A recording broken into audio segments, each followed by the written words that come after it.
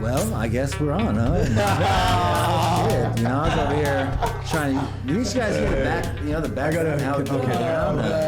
Damn, bro, you guys are trying to catch me up in a trap or something here. Yeah, no shit, huh? Right? Yeah, exactly. Right, that's how we create, you know, and build. Shit. Damn. That shit was funny, bro. That was nothing to do with me, okay? Yeah, right, bro. Hey, but we're in here now. Make sure We're I brought good. my stuff with me, bro. If I gotta protect Got a myself. lot of people out here saying what's good, Milley, what's good, fam. Marfan Mike and AZ Grow to Smoke. Yeah, right What here. are we live on right now? So right now we're on. We're using the Discord? platform Twitch. Oh, we're on Twitch, for sure, to for sure. stream it All right. live, I and know then I we. should have told my girl that. Hell yeah. So go ahead, and my man, thank you, Milley Vanilly in the building, shake and bake. I think we linked up back in like 2012. Dude, I had like a UFC at one of my old Chandler houses, I remember. When we first I think linked up. first, yeah, like I mean, you were buying pieces, buying Toros. Oh yeah, dude. I got like every Toro back then, man. That was. I mean, Toros, motherships. I started realizing as I got older, you know, glass isn't the greatest investment for me. Put my money in a little bit of other things like that, but you know, I obviously support Jason all day long. He's got the dopest glass.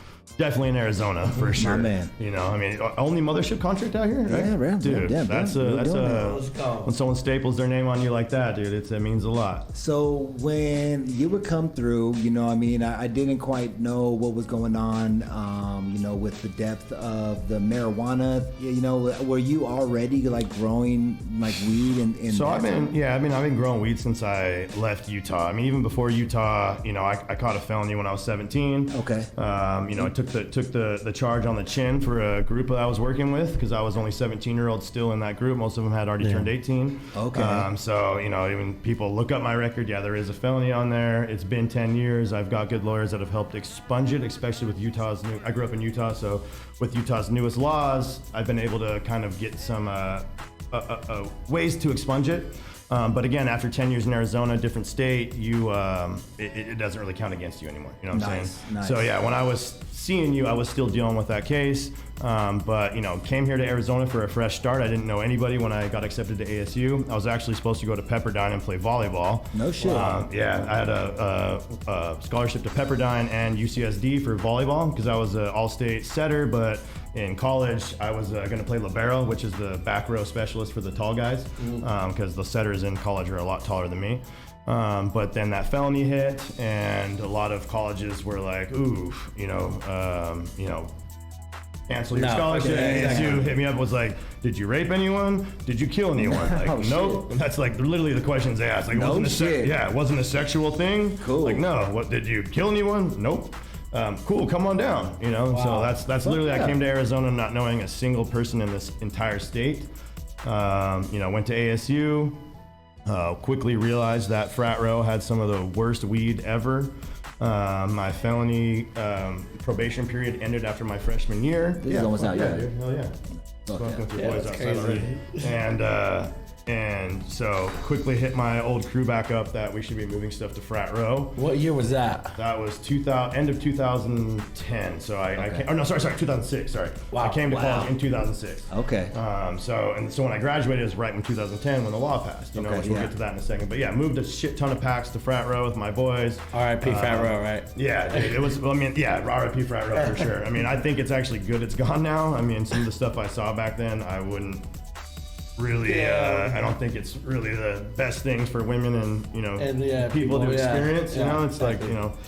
Yeah, it's definitely wild, man. It was wild, bro, and just people passed out in hallways and weird shit going on, and you know, I've never been a part of that. Like, I joined the fraternity for networking, you know, and then realized quickly I could take that handshake to other states, like Florida State, you know, all these other Champaign, Illinois, all these different college campuses where you can get in there with a handshake, and then at the end of the night, bust out some jars of fucking dank, and hell, what if we move packs to this college campus? Can you guys do it? You know what I mean? So we ended up setting up a lot of distribution around. I was in Taco Bell. Okay, so I know of you guys handshake, but I don't know. There's like a saying after you say it, and then Yeah, there's these days you can Google that, but it's like, you have to say perchance we have. Yeah, have I mentioned No before? shit. I know you from somewhere. we Perchance have. on You the put two your fingers. Yeah, on the pulse, and that's how you know. So that's No pretty So, cool. you know, that's an easy way so to make it into a lot of those frat houses. Funny as shit. Yeah. You know, and anytime you bust out jars like that on the East Coast, they're like, what the hell? You know, Yeah, these are for that's you something guys. You that keep sounds those, sick. you know, so. Because you know, anytime you're a brother and you got that handshake, that's how they tested you to get in the fraternity. Yeah, and you that's pull right, that shit, you get anywhere. So like if you, yeah. especially if you're bringing fire dank ass. Yeah, I mean, we test them out, you know, hang out with them for the night. So like these guys were, there's a couple groups who'd be like, dude, these guys are fucking dorks. Like, let's just have a good night and dip. Yeah, like, I'm not right. whipping nothing. I could see this dude Yeah. snitching real quick. Damn. You know, so I mean, you got to read people, you know what I'm Yep, saying? Got to absolutely. read them. Absolutely. And so, you know, that happened for a while. And then 2010, I graduated from WP Carey with a degree in economics. And that's right when cannabis was like on the ballot and passing, right? Okay. So it passed 2010, and then Jan Brewer, the governor, halted the whole thing, if you guys remember that. So she fucking put it into she didn't want, and it was at the same time she was pulling people over for being brown. Like she SB had that 1070. or the shit. immigration thing going on. Yeah, you the know? SB 1070. Yep. Yeah, is that what it was? Yeah, Okay. SB 1070, yeah. Everyone had It to was, have like your ID on you. Yeah, and if you looked illegal, they had every right to pull you over. That was their right. It was like, it was legal to just, hey, that guy's brown, pull him over. Crazy. You know, and my Shit. wife's Guatemalan, so like that shit pissed me off. You know, and at the time we were starting to date. She was trimming out one of my grows, and Yeah, I that's had what. to peek back in one of the rooms, like, whoa, Oh, that, yeah. girl, that girl's Yeah. beautiful. Yeah, Whoa. yeah. Wait, What's what are you going doing on back here? Hold on. Yeah, we had a bunch of different grow houses going because, you know, obviously feeding frat row with your own grow house is going to make more money than bringing it in. But we were moving so much weight. We How many grow also houses? had at the max, I think we had up to 6 at a time. Fuck you know, yeah. but like you just rent a house, you know. I mean, but like, Oh, yeah. but like looking at warehouses nowadays, it's just like one warehouse. You know what I'm saying? Because you're just Yeah. trying to find this residence, like, Yeah. okay, I can blow out 6 rooms in this house, so it's nothing crazy. You know what I'm saying? I'm sure we had over 100 lights, but nothing insane. But still, back then, that shit was enough insane. to Fuck fucking yeah, that you know, was keep it enough to, small like- scale, and it was fun to bounce around. And that's actually like when IntelliGrow got started. When one of my other companies that I got fucked on, but that was when, because I was like, instead of me driving to all these houses, if I just had sensors where I could just like open my iPhone and see what my because I did ebb and flow systems back then, so Okay. I'd bust out a whole room in like a custom plywood, shim it, and then put pond liner on it, and then have a Holy gutter in the shit. middle, and that room would just flood. So whatever fucking plants I put on that table would get fed. You know what I'm saying? Yep. Flood it up, drain it. You know, and then I only have to go to that house every 5-6 days to change that reservoir out. You know, and so like, and I was going to college at the same time, so like I had to find some sort of way to be able to hit all of these houses and do school at the same time. So ebb and flow was kind of what I chose there. But that's where I was like, dude, if I could just like sit in my dorm and open up my iPhone and be like, house 1's pH is at this. You know, my better water bug temperature. and grab it. I wouldn't, because sometimes I'd get to a house and be like, It's fuck, perfect. there's nothing for me to do here. Right. I just wasted 40 minutes of gas to Yeah. get way the fuck up north, and Yeah. everything's fine. Okay, let me leave, you know? And, Yeah.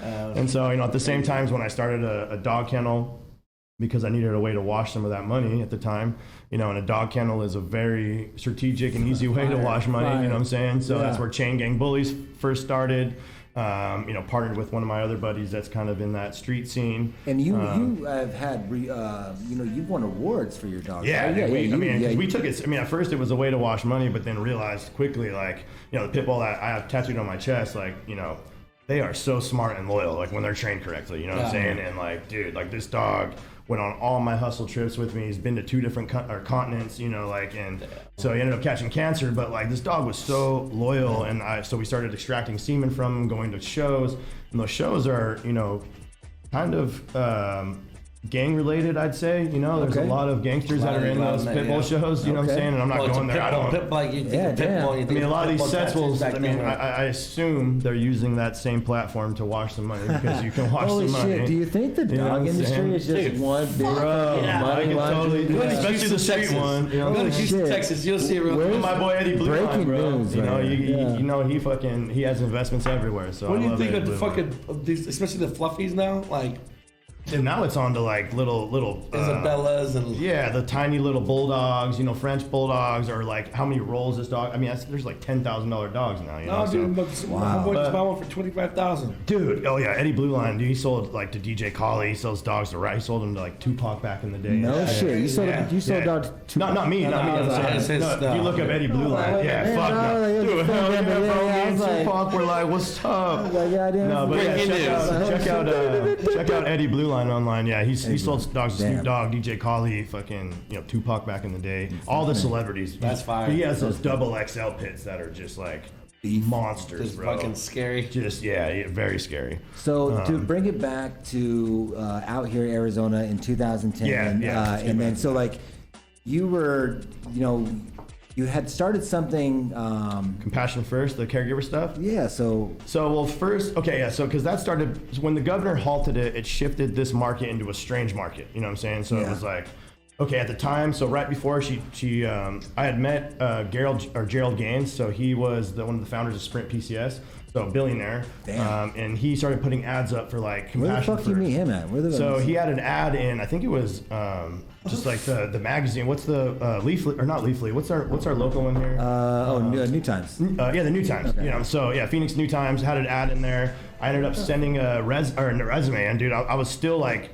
It was like the summer of my graduation, right after I got. I'm 34. 34? But How old were you at then? that time, I was 22. Nice. So it was it's right when I'm graduating. Yeah, You know what I'm saying? go-getter. And I just graduated at WB Carey's with honors in economics. So my resume, the reason he said he hired me was because I was the only economic major out of the entire pool. So, and like he was an economic major from Harvard, and so we ended up meeting and like had a really good conversation where he was like, yeah, I'd love to have you come on and work for me, and so one of my other friends is already working there too. He's actually the one that kind of like gave the okay afterwards, but I had to like go through the normal doors. But that was James Fabry. A lot of you guys might know Fabry. He's a pro. He was a pro fighter out here for a while. So we worked there, and so originally he bought 3 buildings. One which ended up being the Lax Lounge later on, which we can get to in a minute. Okay. So I had 3 of those buildings. That's how I met Ernie. We had 3 buildings. No shit. Started building them out for commercial cultivation, and that's when the governor halted it. So she halted it luckily at the right time where we had already done like major scale like HVAC infrastructure upgrades, and stuff like that. But it was still at a shitty time where we were like, what the fuck are we going to do? Right. And the governor had just said on like to the media that she's not persecuting caregivers and patients. It's not raiding anybody, right? Yeah. So, but she was like, I'm afraid to get the dispensary program and large scale cultivation because my state workers, if they certify it, they could go to jail federally. But at the same time, she was telling the federal government to stay the hell out of Arizona because she wanted to pull people over for being brown because they don't know what it's like out here. So that's the technicality we sued her on. So which will come in a second. So when we decided to do a large scale caregiver grow, because I was like, well, why don't we become like a rent-a-tent center? We already have the infrastructure going. I keep hitting this, sorry. Let's build out like 130 tents in this facility then lease them to caregivers. Let's put a certification clinic next door so we can make money off the certification clinic. Tight. And then we'll lease them tents, whoever wants to grow. They can have 5 patients under them. We can legally have plants now in the building. And the game plan was, let's have a clause in there. Genius idea, let's though. have a clause in there, and and High Times loved it too. So let's put a clause in there that if we beat her in federal court and it shifts to the dispensaries, we can take possession of all of these plants. Right. We'll buy them out from the caregivers. No one will lose anything. Yeah. But now we have plants that are all in different. We have all these plants in different phases of life. We're way ahead of anybody out here in that short run. Like when we did, because I'm an economic major, so I hypothesized that short run to be like 5 or 6 years of the long run. You know what I'm saying? So I'm like, we'll make a shit ton in the first year because we'll be the only group that's open. You'll make your return on investment like these guys then have to, when the law passes, have to go do a build out. We'll be already with product ready to harvest. And it's good because you take care of the caregiver. Yeah. He's not paying any lease space. He's just paying. Well, we would buy him out. Yeah, buy him out. Exactly. Yeah. So as soon as it passed, we would buy him all out, and I would take. He's guaranteed to get money no matter we what. had little fine lines to because literally 130 different people, and I was really surprised to see the people that leased tents from us because I thought it would be like a bunch of hustlers, It ended up being like 90% older people that had a wife with cancer. Wow. And I was just blown away to they're like, I don't know shit about this plant, but if it's gonna make my wife get out of bed, and I was like, it changed my mind to be like, dude, holy shit. Helping but I couldn't touch their plants legally. Our lawyer had really strict guidelines because we ended up getting raided by the FBI and the DEA, which I'll bring up in a second. And my boss was a billionaire though, so we kept a lawyer on payroll right at the front.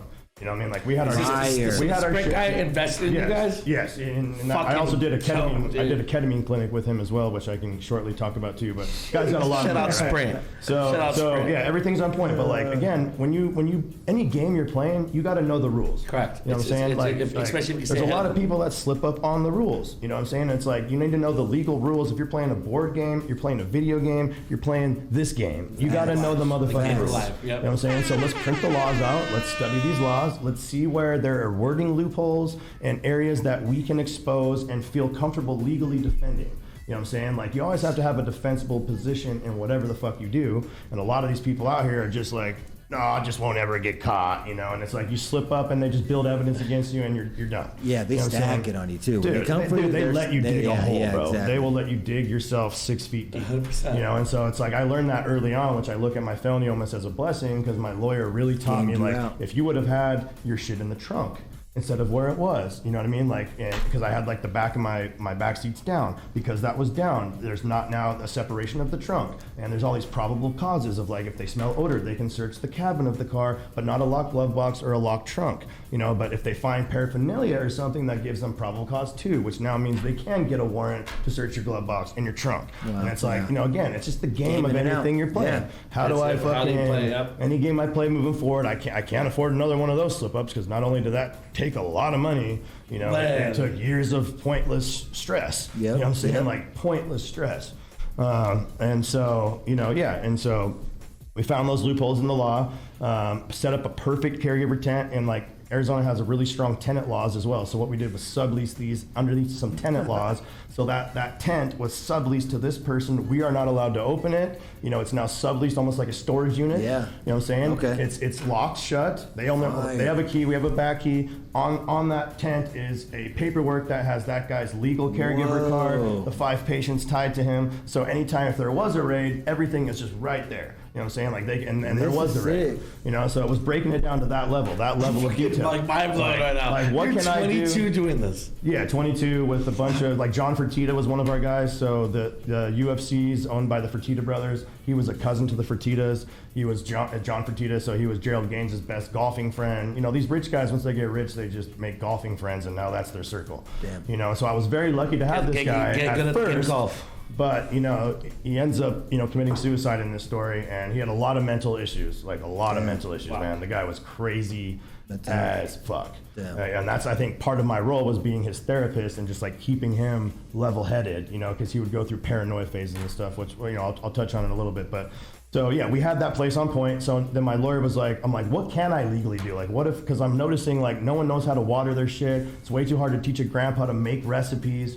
So like, what if I make like a central watering area where like, you know, I'm not helping any specific person out, but it's all generically, and you know, so long story short there, I ended up making batch tanks for everyone. I made it so simple that like a grandma can open a 10 by 10 tent. So they had a flowering tent and a vegetative tent. Can you do this today for me, please? I mean, probably, you know. Dude, I don't know if it's still viable, but it'd still be fun for people to get involved. You know what I'm saying? That's not instead what we were like. like a lot of people want to grow, but they don't have the space at home. You know what I'm Right. saying? So even a small building where it's like 40 dudes, you know, yes, there was some infrastructure upgrades that weren't the cheapest, but again, you know, they would have a 10 by 10 flower or vegetative tent and a flowering tent. Every week they would check them on their little paperwork I'd leave on their thing. They'd check what new clone they want to come in. They'd have little squares with arrows on the ground, and every week they would move one plant to week 2. You made it again. 2, 3. You know, and then they would pull one out that would harvest. You know what I'm saying? I made it as super easy as possible. So and then this grandma or grandpa only has to trim one little plant. You know, so they can get it done over that week. They love coming in, and they're sitting like, I'm walking into rooms where it's literally all like 70 plus dudes, and I'm like, I love this, bro. That's This cool, is man. fucking dope. So you filled it up? Was it like We sold filled, we filled 2 of them up. So we Yeah, filled you did the 2 one warehouses, right? Yeah, 2 warehouses. So I had 3, and that's where Lax Lounge comes in, because we had 2. We started building out the 3rd one. So we had one had 135 tents, and then that's where High Times came down. Holy shit. High Times was like, yeah, dude, it's big. And then How we much had are you its own charging? showroom. What's that? How much are you charging per area? Man, you know, like I can't even remember. It was they would only pay when they harvested, so like they didn't have anything What? due till but they got to a perpetual harvest a week. So it was like you got like 3 or 4 or 3 months free, I think it was, and then it bumped in. I want to say they were paying like $500 a month. I think it was even less than that. But we would also facilitate the sales. So we would help sell. Right. So each caregiver had 5 patients tied to them. Those patients would place orders through our portal, and like we do it super cheap. Jesus. So like they This would. is tight. It basically came out to like where the guy that was subleasing the tent got like a free ounce or two and would get his rent paid for free. And his patients would get super cheap meds, you know what I'm saying? And nice. then, A beautiful thing. It's a beautiful thing, dude. It worked out for everyone. It worked out for everyone, and it was really meant for the future. You know what I'm saying? It was an investment of how can we get ahead of the whole market? Let's do something good now and something that makes sense for the given laws. Let's sue that bitch. Fucking, Yeah, you know you what I'm sued. saying? Yeah, we sued her in you federal won, court, right? and we won. You know what I'm saying? Federal court. In federal court, yeah. Judge Gamma ruled on our case. You can look it up. That's not no state court. That's federal court. That's Compassion First that's AZ versus Arizona, State of Arizona. Yeah, so we beat her in federal court finally on that technicality of hey, like you're telling the federal government to stay the fuck out of Arizona regarding immigration, saying like, because like the feds were pissed at like pulling brown people over. You can't do that as like a human rights thing. So they were pissed off, putting pressure on her. But at the same time, you're telling the feds to come in and regulate cannabis, saying it's federally illegal, so you can't certify the state passed vote that the voters of Arizona have approved, Right. and you're saying you can't pass it because the feds. Yep. You know what I'm So saying? you got it So right there. which one is it, Yeah, Jan? exactly. You know what I'm Yeah, saying? Like yeah. and like she was getting so much pressure from the feds, she took that way and allowed it to come in. So that's where we beat her like in 2011. And that's where she had 6 months to implement. Yeah. She had 6 months to implement the dispensary lottery, which is what came on with the bingo machines. Okay, I remember that. Yeah, For $5,000 a ticket, Yep, if you bought that's 5, where that, you got yeah. $5K back if you didn't win. Yep. Yeah, it was like 4K back. Damn, like, I wish I did not. I wish I would have went in on that shit. Dude, bro. I you was so should've, nervous bro. about it, man. So Like, my boss, we put in like 45 applications, Holy like a lot, shit. bro. And this is part of that story too. So my boss it was only 5 applications per investor. He brought 9 investors together, 5 applications. He paid for everything. There had to be like 150 grand, I think, in every single account because I helped put these applications together back then. And out of 45 apps, we only won 2. 2? And the same, but it's still good. Yeah, but I the bet you same were investor dancing. won it, which was Mark Steinmetz, who is now the owner of Nature's. So No shit. it's ironic that a decade later we end up selling Desert Rose to Nature's. No you know what I'm saying? shit. So That's yeah, Mark fascinating. Steinmetz was a part of our original group. It was myself, Gerald Gaines, Kendrick Spiegel, John Fertitta, Mark Steinmetz. Out of all of those people, we had tons of some of them we had like 9 out of 11 of the balls in that lottery, and we had like 1 through 10, and ball 11 comes up. Whoa. And my boss went nuts. You know what I'm saying? Like there was news stations there. He would turn tables over because he was mentally. Fuck yeah. It was Oh, crazy, no bro. shit, huh? It was Damn. crazy. So then him and Mark could not come to an agreement on like how much equity they each deserved, but really they were under Mark, and because Gerald had a temper problem, he didn't come to mutual ground, and that's where Mark split from him and he started Nature. So the one in McDowell and the one in Fountain Hills were the original ones for Nature's AZ, Medicine AZ. And myself, Gerald was like, I'll pay you 6 figures to just come with me and we're going to set up a ketamine clinic. And I was like, oh, shit. Okay. Now, wait a minute. What? paying me 6 figures for Yeah. shit, dude. I'll sell bananas to the fucking on the street for 6 figures, bro. Like, okay. you know what I mean? At that time, I'm 23. Yeah. I'm like fucking split. Okay, he's paying me 150K. You know what I'm saying, to fucking come with him on this journey. Okay, little did I know. That journey was fucking incredible. You know what I'm saying? Like, there is some crazy science behind low dose ketamine for depression. No, you know what I'm saying? yeah, I've been hearing So about that. Harvard and Yale did a 10-year double-blind study, and it was like the biggest breakthrough in depression treatment in like 50 years. No shit. Dude, it's nuts, bro. So when you have some time, Google search Harvard and Yale ketamine depression clinical trial, and just read it, dude. You'll be blown the fuck away, when, bro. Like you start seeing like ketamine treatments and stuff like that. So like, it's low dose, like they're not high. It's not the party. It's not the fucking party. ketamine. Yeah, It's not the like party. real, like, But so what it does, is, like, but it's not like that. I can explain it real quick, like in a minute. So when you're depressed, your brain actually attacks itself. So it perceives a threat in your brain, and it sends white blood cells into your brain. So like when the people get CAT scans and there's fog in their brain, it's because it's white blood cells. Yeah, it's like literally, and it starts to create a barrier between your neurons that are synapsing. You know what I'm saying? So those neurons now are having more trouble thinking, and you feel cloudy. You feel like you can't think right. You know what I'm saying? That's where like doing things like exercise or whatever kind of breaks through that, right? But when you get into those deep depression holes, it gets really bad. You know what I'm saying? And I've had some times where I've been up and lost all my fucking money, lost everything that was going on, and I've gone into some deep holes of depression, bro. You know what I'm saying? That like are not fun. But when you get past that other side, you really realize like, fuck, dude, I never want to be that person again. You know what I'm saying? Like, what do I need to do to keep myself in check? That's even why I box and stuff and wrestle, you know, it's because it's like, Dude, I know I have a monster in me, you know what I'm saying? It's like, Yeah. I got to keep that thing in check. And I need to do it positively, you know what I'm That's saying? cool. So I need You to- acknowledge that though, Yeah. because I bet you a lot of people are like, oh, this guy's fucking crazy. Yeah, you're crazy, but you know it. I know it, and I need to, yeah. I definitely appreciate you bringing that up. Mental health. Mental health is huge right now, bro. And I think that you coming out and sharing that, Thank you, man. is powerful for people out there. I think I listening. need to share it more, dude, because I know a lot of people, on my Instagram, I get tons of DMs of people, like when I run at night and stuff, of just, really, it's taking baby steps, because a lot of us maybe played sports back in high school and stuff like that, and it's like, dude, just do something small every day. Like, if you're out of shape right now, just walk to the end of your street and back. Yep. You know what I'm saying? Tomorrow, do 2 laps. Yep. The next week, it's like, start small where you start to build it, and then it's like, dude, all of a sudden you're waking up and you're running a quick mile every morning.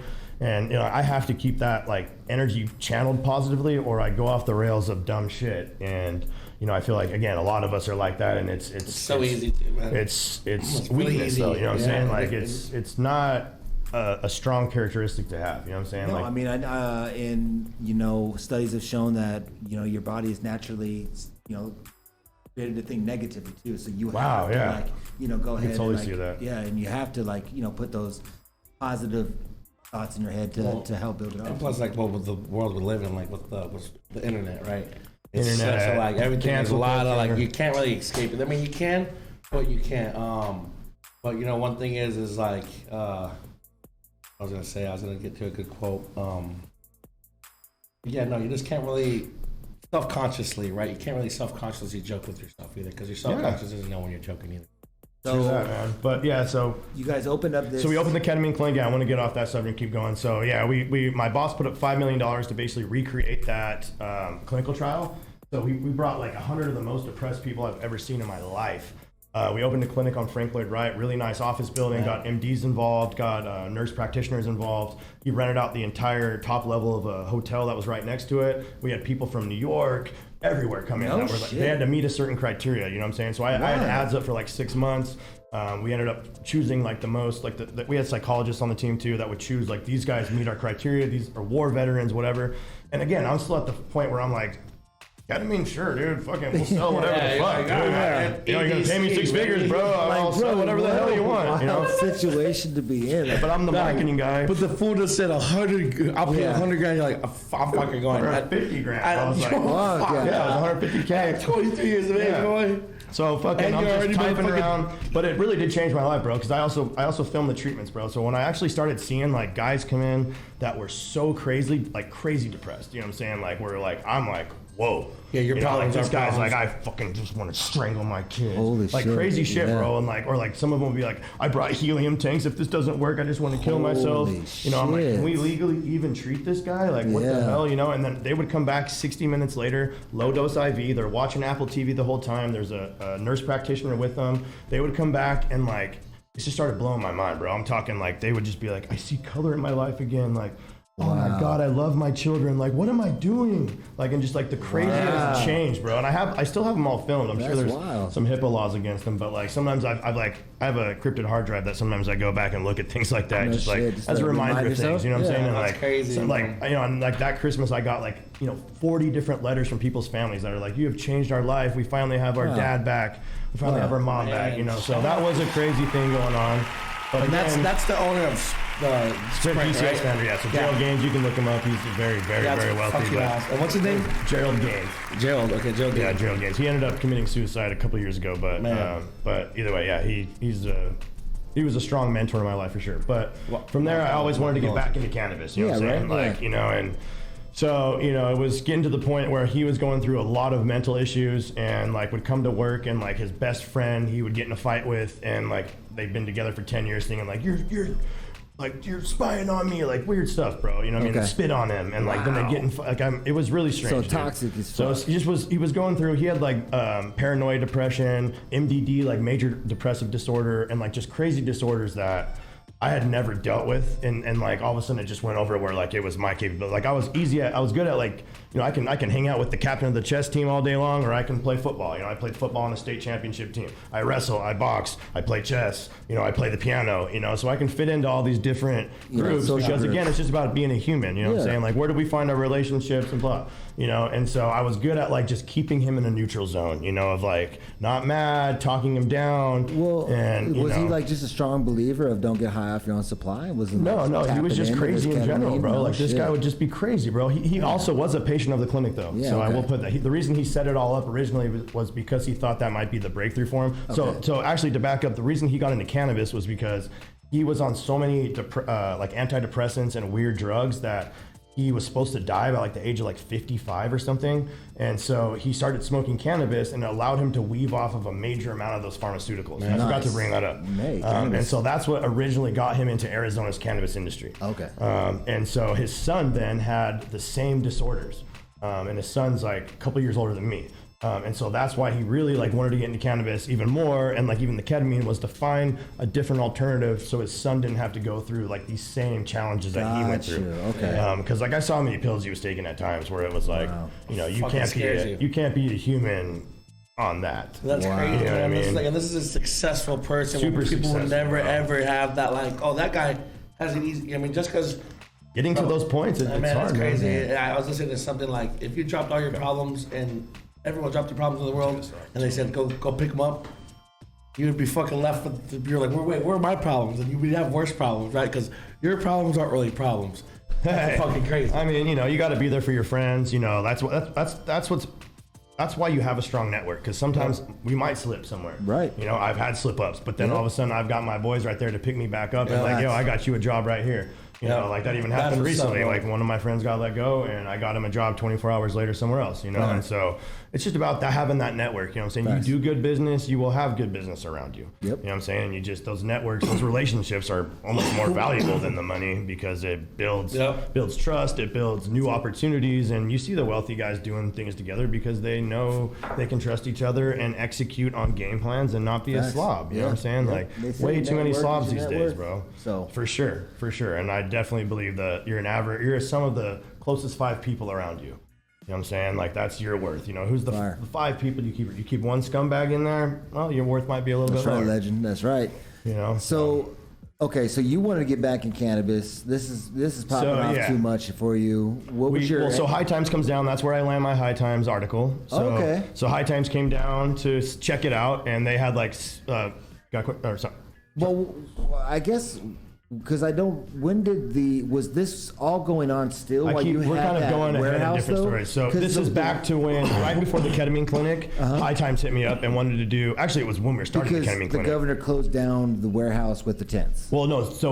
So finally it passed. You know what I'm saying? But we, like I said, we only won 2 licenses, right? So the 2 investors argued about the percentages. So Gerald breaks off to do the ketamine clinic. Okay. Mark then takes over cannabis and buys those warehouses from there we go. From Gerald. You know what I'm saying? To get the plants, because that's why Nature's had medicine really quick too. But at that same time, the 3rd one we still had that was going to be another warehouse is where Ernie came in and ends up taking over it for Lax. Nice. So like we had done some minor get it ready to be a doctor's office. That warehouse never went through. I think it was on Facebook or something. Ernie and I started talking, and he's like, dude, I'll take that over. And that's what ended up becoming the Lax Lounge right off over in McClintock. That was the best one. Dude, that was for sure. That's the OG one. You know what I'm saying? That one too. Yeah, for sure. Ernie's the OG for sure. Facts. And that was always a good environment. You know what I mean? Yeah, so it was. It's just funny how those stories connect, though. You know what I mean? Yeah, and no kidding. I remember coming back, seeing all the graffiti on the wall. So yeah, then make the High Times article. What was that like? What was it like when High Times came to you? So and Elise, said, it was Elise Elise what's her name? It's Elise McDonough, I think. She does all the edible writings and stuff. So I got an email from her. She said she had 9 other areas to visit while she was out here. And so they did 9, she was out here for a whole week, going to different groups, and we didn't know who was going to make it. And then 6 months later, I got an email saying you're in the newest December issue. Cause that article happened, or those pictures happened 6 months before. Wow. And I was at the ketamine clinic now. And I remember literally sitting at my desk, and one of my friends from the Compassion First computers like, dude, did you see this? What the fuck? And I was like, what the hell? Like, That's oh, crazy, man. So yeah, and I meant to bring it, dude. I meant to bring it for you guys. My Well, bad. like, I mean, at that point now, it's pretty fucking public that you're in the marijuana game. For sure. Was there people that you didn't want to know that? So if you look, and I saved these two, I got to share them with you. But I was on the news a couple times. So like Fox wanted to come do a thing, and I would always put my last name as Millicent. So it never was my last name. So it would always say Jeff Millicent. You know what I mean? And so I think even in High Times it says that too. I gotta double check, but it's got my face on it, obviously. And, but I didn't trust these newspapers yet either. So I was like Millicent. But at the same time, I knew the group I was with. We were having full-on, hour-long meetings of discussing the law. You know what I'm saying? And like how we have defensible positions within these guidelines. And like so, I felt real comfortable of like. If something happens, and like that's how we operate today. I don't want to be around people that are too lazy to read the rules and fucking find where our defensible positions are. You know what I'm saying? That's just how you got to be. Nice. You know what I'm saying? What I was wondering is like the family. Your family comes from, if I'm not mistaken, farming, right? Like you guys have a. I'm adopted. I was adopted at birth. I was born to like a 15-year-old. And my dad was the neonatologist taking care of me. So my dad's a neonatologist. My adopted father's a neonatologist. I don't share this with a lot of people, but we're here. But I was born to a 15-year-old in Pittsburgh, Pennsylvania. I was kind of born premature, so I was passed through a window where my dad was the neonatologist on duty.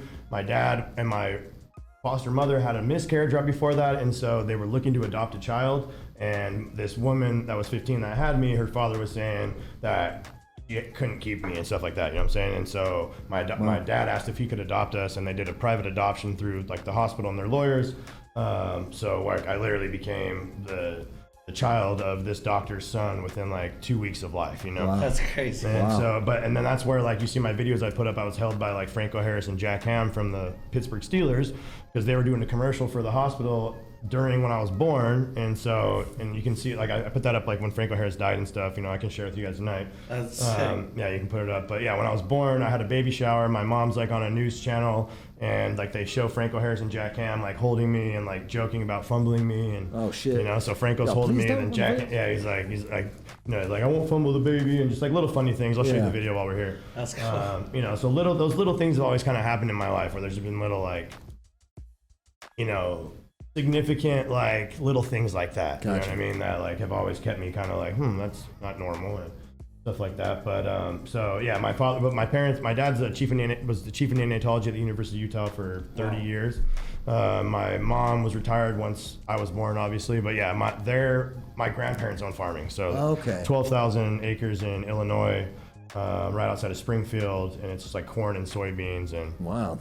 So, nice. I mean, how did they feel about like you being in the High Times for like? Dude, I used to get my ass whooped growing up. No, sure. I started selling weed when I was 13. Midwest farmers just fucking hate. Well, I grew up in Utah, so I had like a lot of Polynesian friends and stuff. But my dad was not cool with cannabis. You know what I mean? As a doctor in those ages, and he'd find a High Times magazine. But I grew up with good parents. But still the trouble I started getting in with cannabis didn't make it easier. You know what I mean? Mm-hmm. So. You're selling weed at 13 and you think it doesn't smell and your house smells like weed all of a sudden. Yeah, you know they're what I mean? like, oh shit. Yeah, I'm smoking blunts with my boy. I mean, we were moving a lot of weight. I mean, there was times I'd pull up to underground parking lots and sell 40 different cars in that fucking parking lot garage fucking weed. My boy Casey with the dreads, shout out to ACK. He's been with me since like 6th grade, you know what I mean? So we've done cool, some, man. Yeah, and I got, he was on part of Desert Rose, moved to Tennessee, I had to bring him back for this new venture. So he's one of my right-hand mans, dude. Yeah, I almost wanted to bring him tonight too, but he had to work at the site. So sorry to get you that because I felt like, boom, it's beautiful though. I felt like, that's like I said on the High Times. I mean, everyone knows now. So like, what? Yeah, it was. So yeah, I actually sent it to my dad. So a crate showed up at my doorstep too because Elise was like, "Yeah, I want to send you some magazine." And like a crate showed up, and I literally meant to bring you guys some. I'll make sure I get you one. Fire. It's a pretty dope article. Thank you. It's article 442 of December. I want to say 2013 or 14, but. You can't get that shit. I'm gonna get you. I know it's 442. That's the article. I would love to have a copy. But yeah, I'll get you a copy for sure. But ended up sending it to him, and so he ended up calling me and like gave me respect for it because he started seeing the shift of like laws. He actually came out and saw how like professional our stuff was set up. Gerald was a big golfer, so he took him golfing as well up Desert Mountain. So my dad was like, "This is the nicest course ever," and they had those high level talks. You know what I'm saying? And like, we're not. Ain't realizing it's not some. Yeah, we're not just doing what I used to do in high school and hiding weed outside under the here or there and getting caught with a felony where my dad ended up having to put a lot of money down on top of my money to help me with it because it got bigger than needed to be. There was a firearm involved, but that's a whole other episode. But yeah. So okay, so with that High Times now, you're working at the clinic. Like, what was the transition to get back into the marijuana? It was just missing this plant, seeing a bunch of opportunities. I was just seeing like the commercial level not where it should be. A lot of guys getting in the game that had money that really weren't building it correctly. Again, cannabis, especially on an indoor level, like you don't cut corners, you know what I'm saying? Like there's a lot of other industries where like, hey, we're gonna build W6. Sure, we can cut some corners here or there. Yeah, let's put some things that are in here. Yeah, we'll put cool. You know what I'm saying? You want to grow a plant indoors, something, and you want to be in a top tier bracket, like you can't cut those corners. You know what I'm saying? And if you don't have the money right now, then don't build it. You know what I'm saying? And let's take another fucking year off and fundraise. But like, it just blows my mind to see where people cut corners in this industry when it's like, dude, all you got to do is build it right, get some good genetics, and this motherfucker will grow itself. You know what I'm saying? Like, yes, we do need a sharp SOPs, and you know what I'm saying? But when you start cutting corners and these rooms can't hold, and you get mold and this and that, and now you need double the labor to put fires out constantly because like we're not doing it right. Yeah, first, you know what I'm saying? Where it's right. like, dude, as long as we stay on top of our prunes, our schedules, we've got enough guys that we can bust out by week 3 and updress on these plants, get them cleaned up, get a good fucking foliar in there, not have to spray them again, deploy some biologicals if we're gonna do that, so we don't have to spray anything. We're gonna let these predator fucking creep through here and fucking, it just gets back to a science and a math.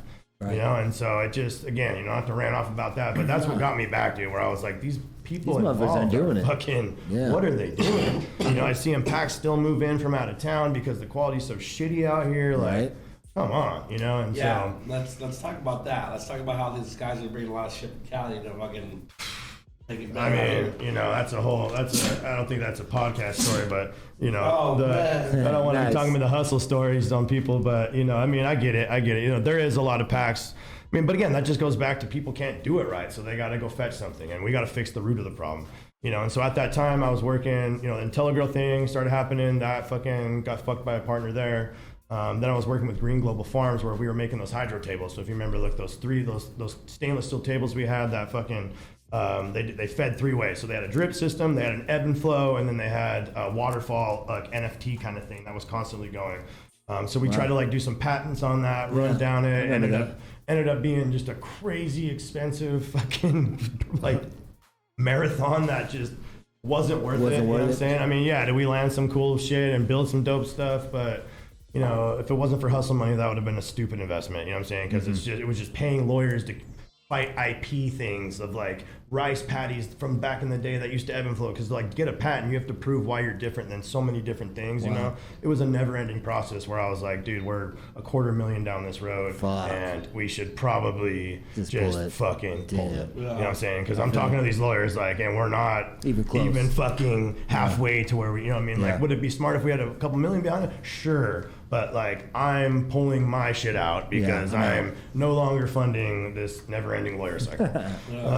And so, obviously they did try to keep doing it for a minute, and it happened what I thought would happen, so. But it was cool, dude. It was cool. And that thing did grow fucking great weed. You know what I'm saying? But again, they're expensive, they're stainless steel, and, nowadays on the commercial level, that's not what you're putting in your site, So when you were, transitioning back into marijuana, was that kind of sort of when the time that you were introduced to Jigga? That's right. Yeah. So that's leading right up to that story. So that was my transition back into the networking of what's going on in the cannabis industry. Because I had rooms sponsored by people. So I was like, if I'm like this shit's so sorry, for IntelliGrow and Green Global Farms, we had to prove concept of those tables. You know what I'm saying? Okay. So we ended up buying a warehouse. It was gray market stuff. Yeah, right. But we had to prove that these things worked. You know what I'm saying? At the same time, I was like, I'm gonna hit back some of my hustle networks. Let's Right. just get things moving, and let's lower costs by like I had Mills Pays the Bills sponsor us, and they fucking sent me pallets of their medium to test out, like when they were doing that DNA collabo with their cork and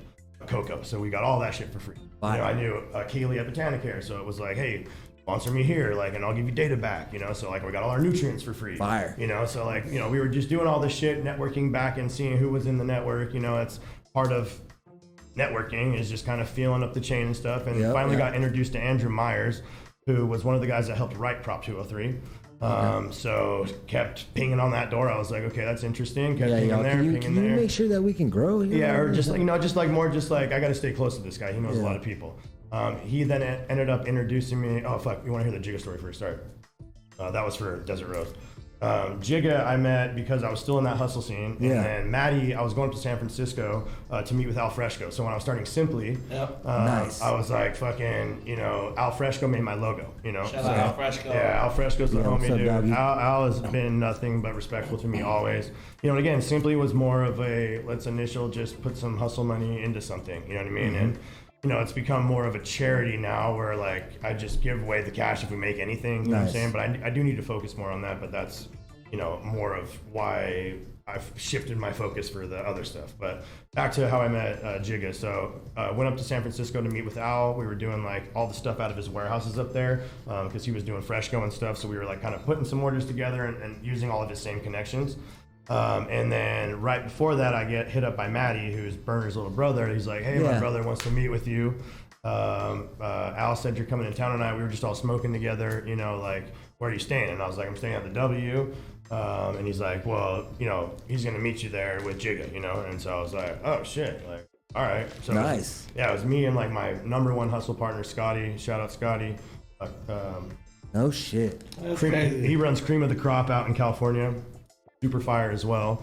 So him and I end up flying up with both of my wife and his ex-girl. We all fly up there and get a room at the W, end up meeting Burner and Jigga at the bar. Fire. You know, just having a super fucking dope talk with them. Went back to the room. Jigga brought his rig.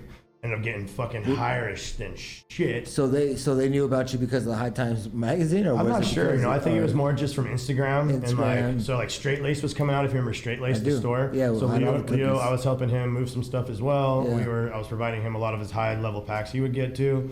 We were just really close, and so he had the cookies contract for selling in Arizona, you know. And so I would just be like, "Give me one of everything," you know what I'm saying? And even though I haven't worn like any of them, you know what I'm saying, I just would like buy them all and just like throw them in the closet, you know. And it's funny actually. Now I've been like trying to purge my closet, and I still have all of them, bro. No shit. I'll send you a picture when I get home.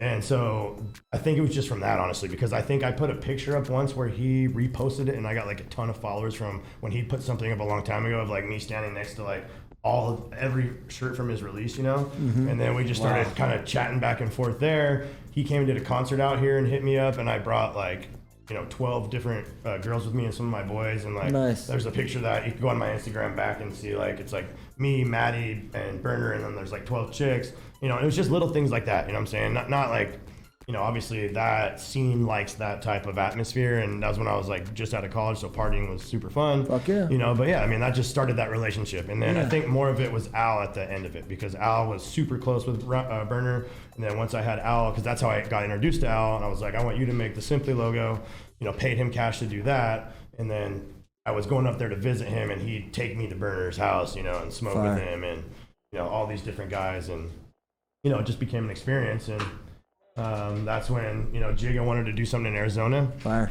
He loved the IntelliGrow idea with the sensor, so he actually helped me with that at first as well. You know what? Real quick, actually, I want to pause real second because I got a roller in here. You have a bunch of eights laying there. Let me get one of these. Yeah, let's get one of these rolled up here. Yeah, dude, this Let's talk about who you're working with right now. Is fire, bro. Look at this. Let's explain who this guy is. Billy? Nice. Okay. So this right here is we're gonna get into this. This is exotic genetics that we're Dude, gonna all bring of in. this Cherry Cosmos fire too, bro. I'll roll this up right here. You wanna roll it? Yeah, appreciate it, buddy. Okay, so Jigga, you bring him out here. He wants to do the Arizona, and we're gonna burn some of this up, and we'll. Yeah, I'm gonna leave all this stuff for you anyway. Yeah, let's burn. No, we're gonna burn it up with you right now. Okay, hold on. Up. Got some seed packs for you guys. Cherry. Possibly. Oh, are we giving away some seeds tonight? Yeah, for sure. Oh man, nice. yeah. Should we give away a seed pack right now for people tuned in? Fuck yeah. Yeah. All right, call up right now. You see the number on the screen. Call first caller. You're gonna choose your seed pack, and make sure that you're actually gonna be using this seed pack too. So, give us a call. All right, we got a lucky winner. Hi in Arizona. You're on the line with us. Who's this? This is Marfan Mike. Okay, what's going on, buddy? Not much, man. How you guys doing? Enjoying the podcast. Yeah, good. Oh man, our mic is messed up. Nice, man. Well, hey, you are the winner of your these seed packs, man. I got a couple options. We've got either Neon Sunshine, Double Bubble, or looks like Raspberry Rocket. What you feeling? Let's do Raspberry Rocket. That's an unreleased one too, Yeah, so that's good an one. All right, I'm gonna put this to the side. What was your name again? Marfan Mike. Millie knows who I am. Okay, cool. Mark, you said Markin. Oh, I think I see you in the chat. Appreciate you, Jay. I got you to the side. Awesome. yeah. Appreciate you guys. Oh yeah, Oh yeah, bro. nice. I gotta wear. Figure out what's Give going away on this fucking baller jar too. Giving away a baller jar right here. Okay, nice. Yeah, we've got more to come. More to come up now. You hear? We're giving away a baller jar tonight. Shout out to you. Okay, nice, man. So yeah, so how did that work out? Bringing Jigga out here to Arizona. Like, if I'm not mistaken, you were one of the first people to be bringing out. Yeah, you know, we had a good connection actually. That was too much. Yeah, you know, we had a really good connection, Jig and I. You know, he's very spiritual. Again, it just comes down to loyalty and execution. Talking with him, I put the whole game plan together. Like, we need to start bringing brands out here. We need to stick out different. If all these other groups are coming online, like, what is different? You know what I mean? Yeah, and so that's where originally we were working. You know, I helped Matt Morgan even set up some stuff with Bloom. Met one of his people from there that ended up being the building down at 40th Street that later on became the original Grow Sciences building. Oh, shit. So I originally had that building first. They did a great job with it later on after a lawsuit that happened, but you know, we did all the original infrastructure for that, and then you know, they took over a solid building to start with. But yeah, you know, so we tried to bring the first original cookies deal out here. Yeah, nice. You know, and that was kind of at the time where Burner was also getting started with stuff. And so there was, you know, I don't want to go too deep into that, but there was some animosity between some of those guys feeling like they weren't, you know, cookies was something that they created and weren't getting shares in the company. Was that still with Connected when they went with Connected? No, Connect is way later than that. You know, I'm talking like originally when Cookies the clothing brand was started, you know what I'm saying? Like there was just some animosity between, you know, Jigga. If it was me that started that, I would have given some of my boys some sweat equity or something. Yeah. A lot of them got nothing, you know what I'm saying? Gotcha. And so there was just animosity between that, and then word said, and you know, it is what it is, you know what I'm saying? But you know, you got to take care of your crew. And so I've seen Jigga now hanging out with him a lot. I'm hoping that he's, you know, getting taken care of right, because he really does bring a lot to the table, you know what I'm saying? But obviously, you can't hate on Burner, man. He's building a fucking empire, you know what I'm saying? But you got to take your boys along, you know what I'm saying? Just give them a I piece didn't of the even pie. realize that Jigga wasn't a part of the squad. No, dude.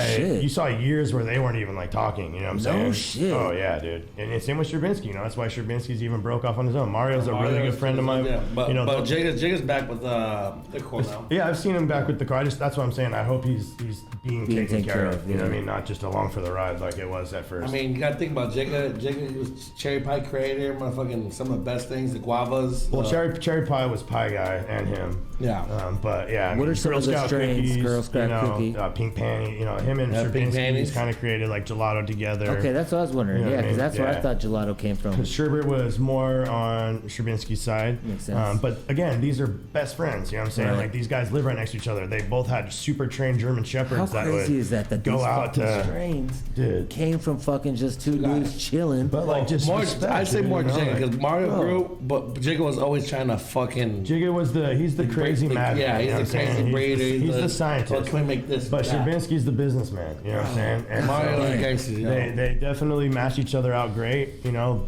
Stravinsky, I feel like, is the man that goes in the meetings and handles the biz.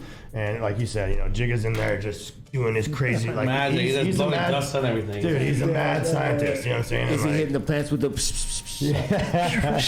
Hit him with right. the. And I hit her with the. But no, I mean, you got to have that balance though. You know what I'm saying? Because like it's building the team like that. You know. So yeah, there was just whatever. You know. So I'm glad to see him back with the team. That's when 40th Street happened, and you know, I don't want to call names out, but there was an embezzler that was owner of that building that's now in the game still.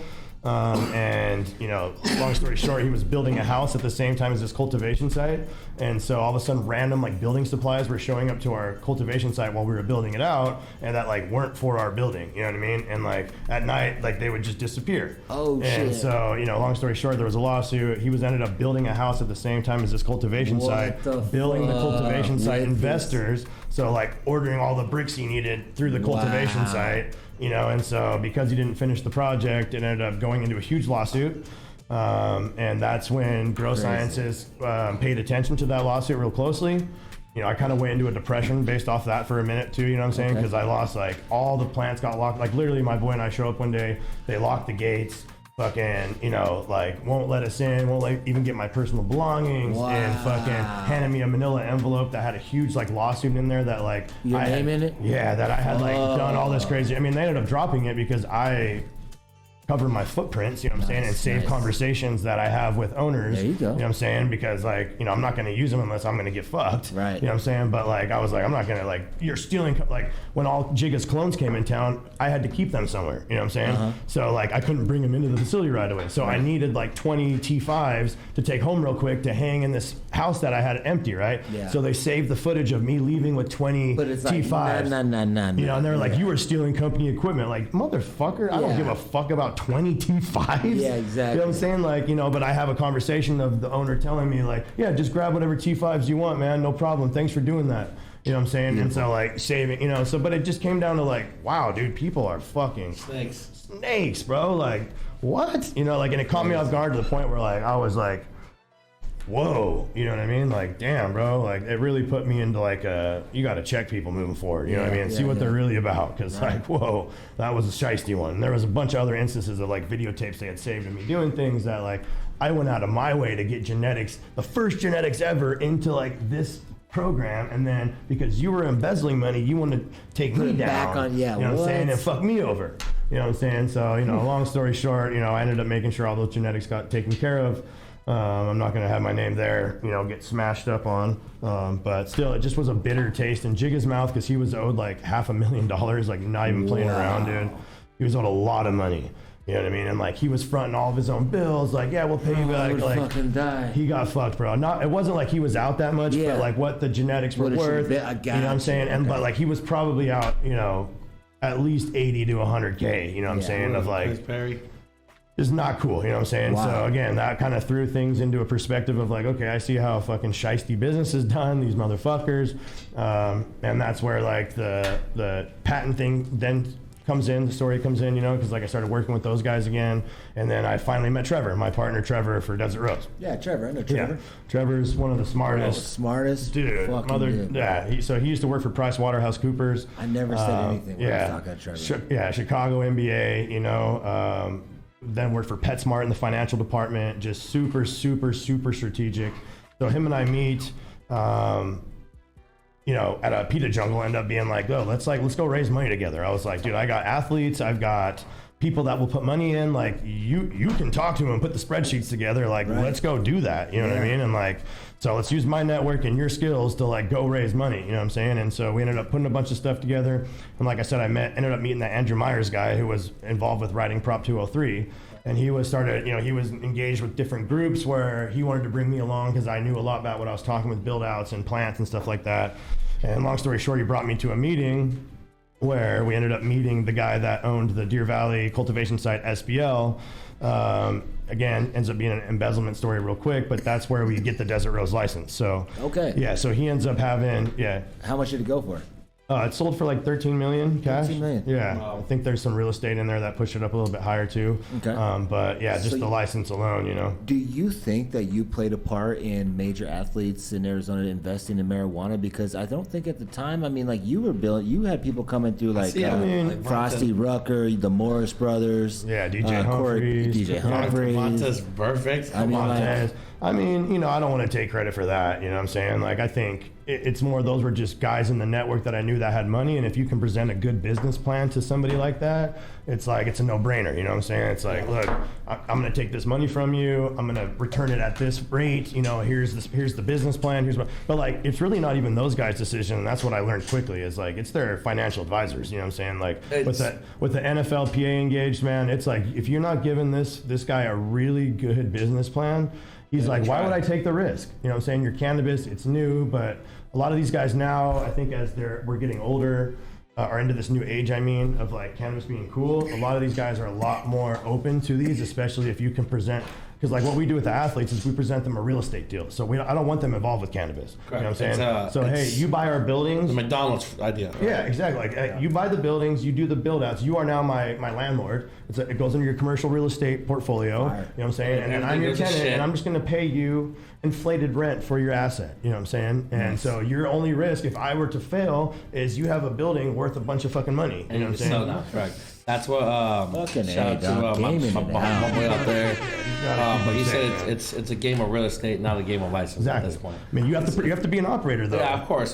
But I mean, can't waste their money, bro. But at the end of the day, is if you could, you're an investor, you could sell them at it's a real estate and say, hey, at the end of the day, if this goes to shit and we can't do anything, I got you a building that we can you can make your money on tenfold. You know what I mean? Yeah, and yeah, exactly what you said. And what they'll do is a UCC1, which means like even if you were to fail, they're going to own all of your infrastructure improvements.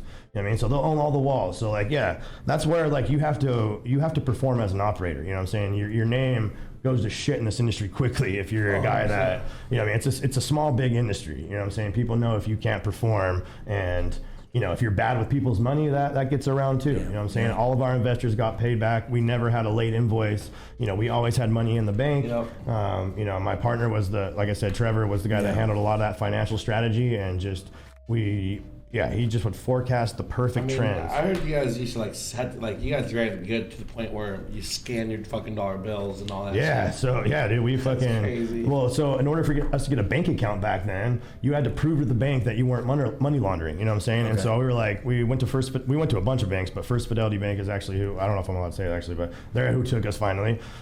We were able to prove to them like, look, we're gonna take a DEA scanner. Like when the DEA raids somebody's house out here, they use a scanner that scans the serial numbers off the bills. You know what I'm saying? Wow. It puts it into a spreadsheet. It counts every single fucking thing, right? No shit. It's Cummins Allison. That's the company. You can look them up. Yeah, Cummins Allison.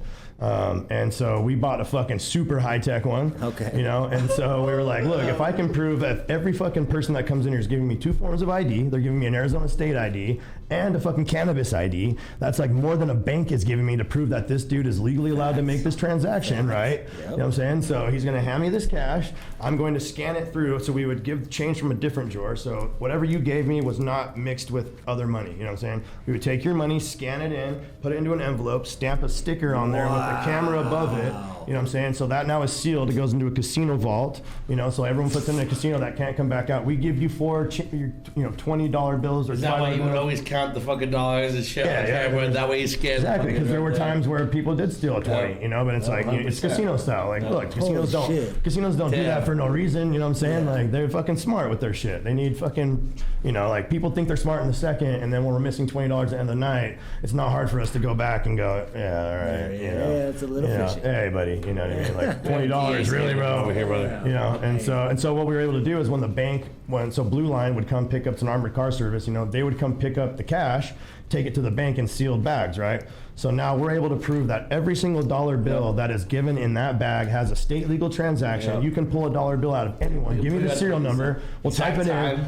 It's linked to the camera, so I'll prove to you that guy with these 2 forms of state ID made this state legal fucking transaction at this time right here. Wow. You know, and so they were like, their board was what like, can they do, holy right? shit. No, they shit at all. You know, like, yeah, all right, yeah, okay. If you're gonna go to this level, like, we'll do it. You know what I mean? And so yeah, because we needed a bank account, dude. Too much money and too small of a shed. You saw what we inherited. Talk about that, like rolling around like with like a bunch of weight. Like I'm talking about like people couldn't even fathom the amount of cash. I mean, that's never comfortable. You know what I'm saying? I mean, you guys actually had Yeah, I mean, we had to do That's things shit that you were had to do uncomfortable, back in but the that's what beginning. you do is you get 2 separate cars, and I'm gonna have my boys with me that I trust that are gonna have firearms with them, that I trust that are ex-operators. They're not gonna have one piece of anything illegal in their car, and we're gonna be a car in front of them, you know what I mean? And you're gonna drive me to the bank, you know what I'm saying? So we had security guards all the time, 24/7 security.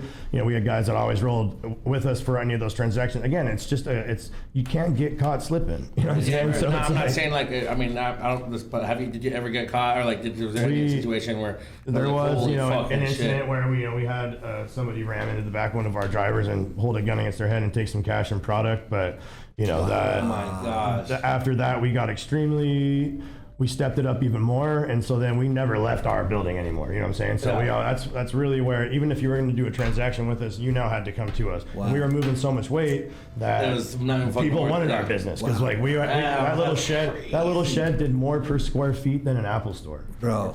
in profit. So Like that thing crushed it, bro. you guys, no, he's crushing it. I remember that was when Bro. you brought me in. Yeah, to do the, and that's where the networking comes Yeah, out. yeah, It's yeah. like, dude, I want a fucking high maintenance pop up shop in Yeah, that here. was tight. I want to be some, you know, because again, like to separate yourself, you got to do these collabos. You know, Yeah, it you was got to, cool. you know, and it was fun, you know. But again, Trevor's a little too mechanic sometimes. You know, I give my partner robotic, you know, tendencies. You know what I mean? So was like, doing it though, man. but he was good at it, bro. Yeah. He did really well. You know, I just wish we could have found a better way. But again, it's always love, bro. Well, it's always yeah, love. it was- and I Dude, appreciate it. I just, Yeah. you know, it's that's how these things get started that end up being home runs sometimes. Yeah, you know what I yeah, mean? right, So, right, yeah, exactly. you know, it was fun. No one, you know, I think everyone made out in an okay manner. You know what I'm Yeah, saying? oh, It was- absolutely. dude, I thought it was just super. I just like those flexes though. It's like, dude, was tight. fucking, you know, doing something together is That was dope, man.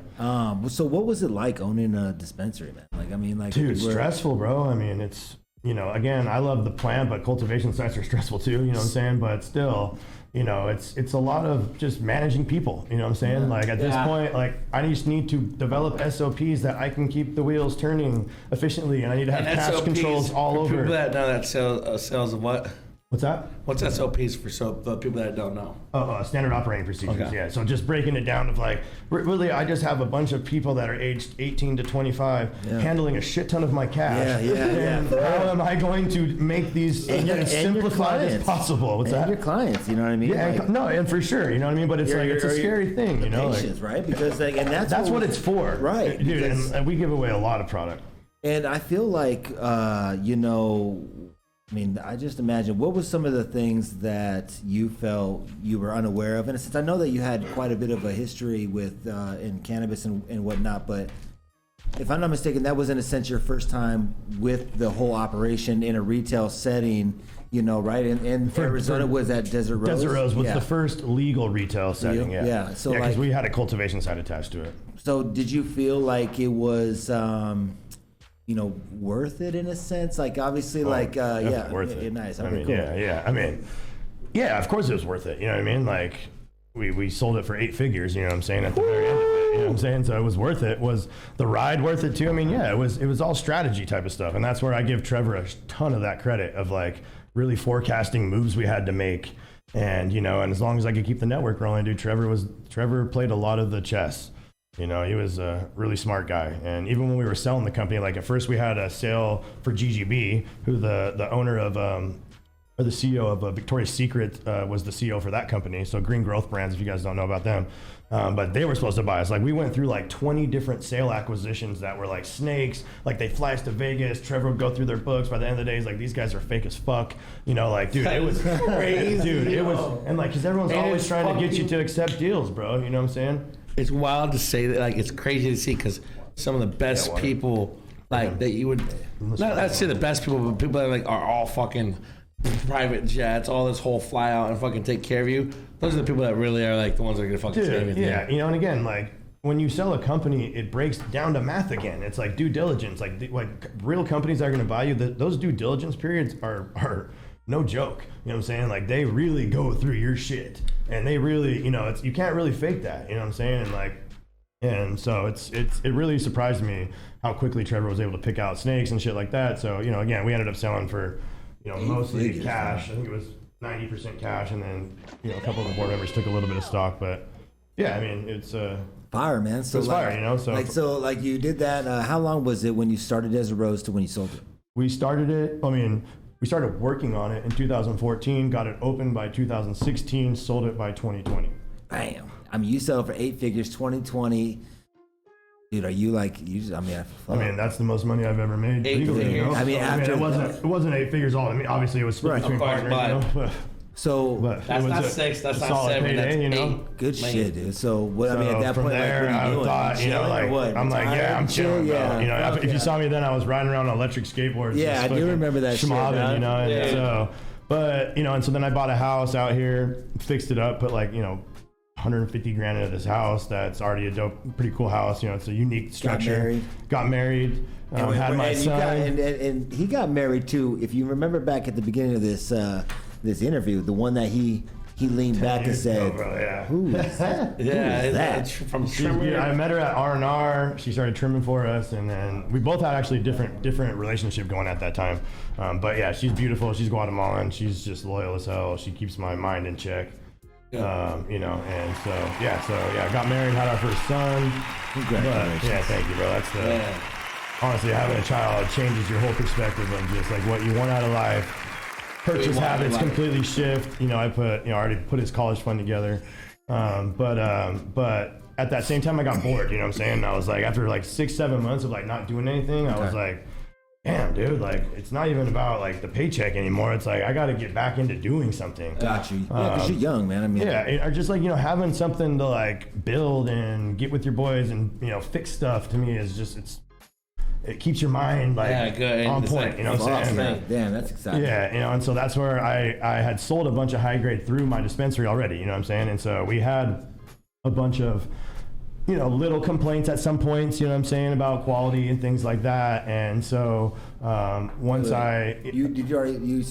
was at high grade? So, well, I'm saying as owning Desert Rose, we would look at all of our flower coming through, you know what I'm saying? And I always had some comments to make to that cultivation side as well. Okay. You know what I'm saying? I'm seeing stress, I'm seeing that, you know, blah, blah, blah, these popcorn buds, whatever. You know what I'm saying? And so after that, because Trevor was doing a lot of work for Connected already, like, and almost worked for all of those guys. He'd worked for him before already, like director of supply chain or something. No shit. So he's really connected with those guys. But when I walk their side, it's pretty on point, you know what I'm saying? And straight to fucking efficiencies and boom, you know? Yeah, I toured that facility. When you lit. join the A team, you know, there's not a lot of, what are you gonna do? what are you gonna do? You know what I'm saying? Like, hey, I gotta give it to you guys. It's built dope. Yeah. You know what I'm saying? So, you know, again, so I toured some other facilities and said, you know what, I really love this ownership group. I love some of these guys here, but man, this site needs some work. You know what I'm saying? Like, And this was this was that high grade. You know what I'm saying? And that's just being fully transparent. And when was this? About how long ago? About 20 months ago. Okay. You know, and so, but they were fully willing to make all of those changes. You know what I'm saying? Again, it's just breaking it down to math. It's like, how many lights do we have in this room? Okay, that's a 1,000-watt lamp. Well, 1 watt equals 3.41 BTUs. You know, so okay, so how many lights are there? 60,000 watts. Okay, 60,000 times 3.41 gives us how many BTUs? In the room, right? And they're probably like, we have to do math to understand if fucking what's up. Yeah, it's my bad. I'm about to open this shit. It's all good. Yeah, I can take my stuff out and give you guys one of those, But yeah, again, growing cannabis comes down to math. You know what I'm saying? Okay. We've got to break down how many watts are we putting into this room? How much water am I providing to these plants over a 12-hour light period? You know, because 90% of that's going to evapotranspirate. You know, and you have to back into what's called a sensible and a latent load. You know, so it's a math. You know what I'm saying? Yeah. So this air handler has to be able to handle, you know, the middle of summer in Arizona at 120-degree direct sunlight on it outside, and you know, monsoon season too, you know what I'm saying? So then you back into those worst days of whatever environment you're in and just make sure it can hold for those settings, and then the rest of the year is a breeze, you know what I'm saying? Yeah. And so now as long as you can hold your environment and you put good genetics in the room, it's game over, you know what I'm saying? It's like... Did you tell them that you were going to bring in, did you know at that time when you were just like, you know, talking to them then, that you were going to bring in like exotic genetics? Did you already kind of... So that's been my plan for a long time. Is like, look, if you want to stand out from these seasonality trends that these cultivation sites go through, because for a while out here, we have such limited players that it's like whatever you grew just sold. You know what I'm saying? And people just got comfortable. You know what I'm saying? Like, what's my incentive to fucking even fix this or whatever, because whatever I grow, it flies off the Yeah, shelf. it seems like this market does You know what I mean? obviously just want like when you the, get comfortable, you get sloppy. You know what I'm saying? Well, I mean, yeah, people are buying up because I think a lot of Arizona, the majority want just price points. They're not looking at quality, exactly. so. But then there's just no incentive like for, I'm just blown away that no one's done branding deals before this. I mean, I know Copper State tried a DNA thing, which I helped introduce. I was gonna say you helped introduce so Don a and few Aaron are things my out fucking here, brothers. You know what I mean? That's but, cool. Yeah, sorry, dude. I boxed yesterday, so I'm a fucking sore as shit. But Hell yeah.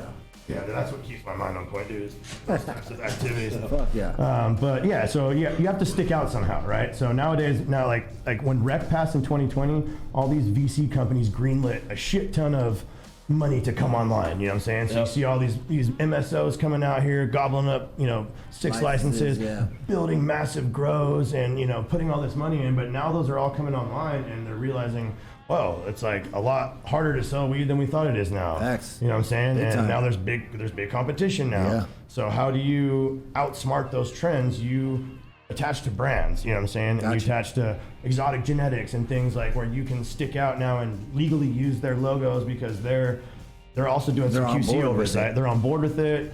He has to come down and approve like everything that goes out, you know what I'm saying? So like I'm always on the phone with him, sending him videos and shit like that, helping with the EC levels. Like, no, he's been a huge help. Yeah, I bought a box of his. I bought a holiday box, a couple years ago when you could first start growing and stuff like that. So very familiar, good dude, always doing Super giveaways. good, dude. Super positive. One of the things that he used to do back in the day was like make people milk people. He used to do like these milk things where you would pull up and like just pour milk on someone. I mean, it's funny. Yeah, he does some. So funny watch shit, yourself. bro. I might milk you one of these days. Ride my milk. I milk you, bro. He's just all positive vibes. You know what I'm saying? Just really smart in what he does. Really dope circle that he runs into. You know what I mean? So when you went, was there? You knew you weren't going to do Connected. You were talking to High Grade. Was there anyone else that you were kind of flirting with a little bit? I mean, there's always other people that are pitching me stuff. You know what I'm saying? What made High Grade that? Was it the fact that they were willing? They to had do infrastructure already ready to go. You know what I'm saying? I know I can come in and fix SOPs, help good people that want to just get back to basics. You know what I'm saying? Like growing weed, just like it's not super hard. You know what I'm saying? High Grade, dog. You're taking on a challenge, fucking bro. Yeah, exactly. You're taking on a challenge. You know what I mean? And like challenge. they fucking like that swooped up. challenge, I want to give an applause to High Grade right now because it's like this is what you got to do if you want to be better. You got to bring in someone that is going to help you get back to there. basics first. So like what was the first thing you fucking went in there and did? The first thing is just running basic math. You got to go into every grow room, see how many lights we got in these rooms.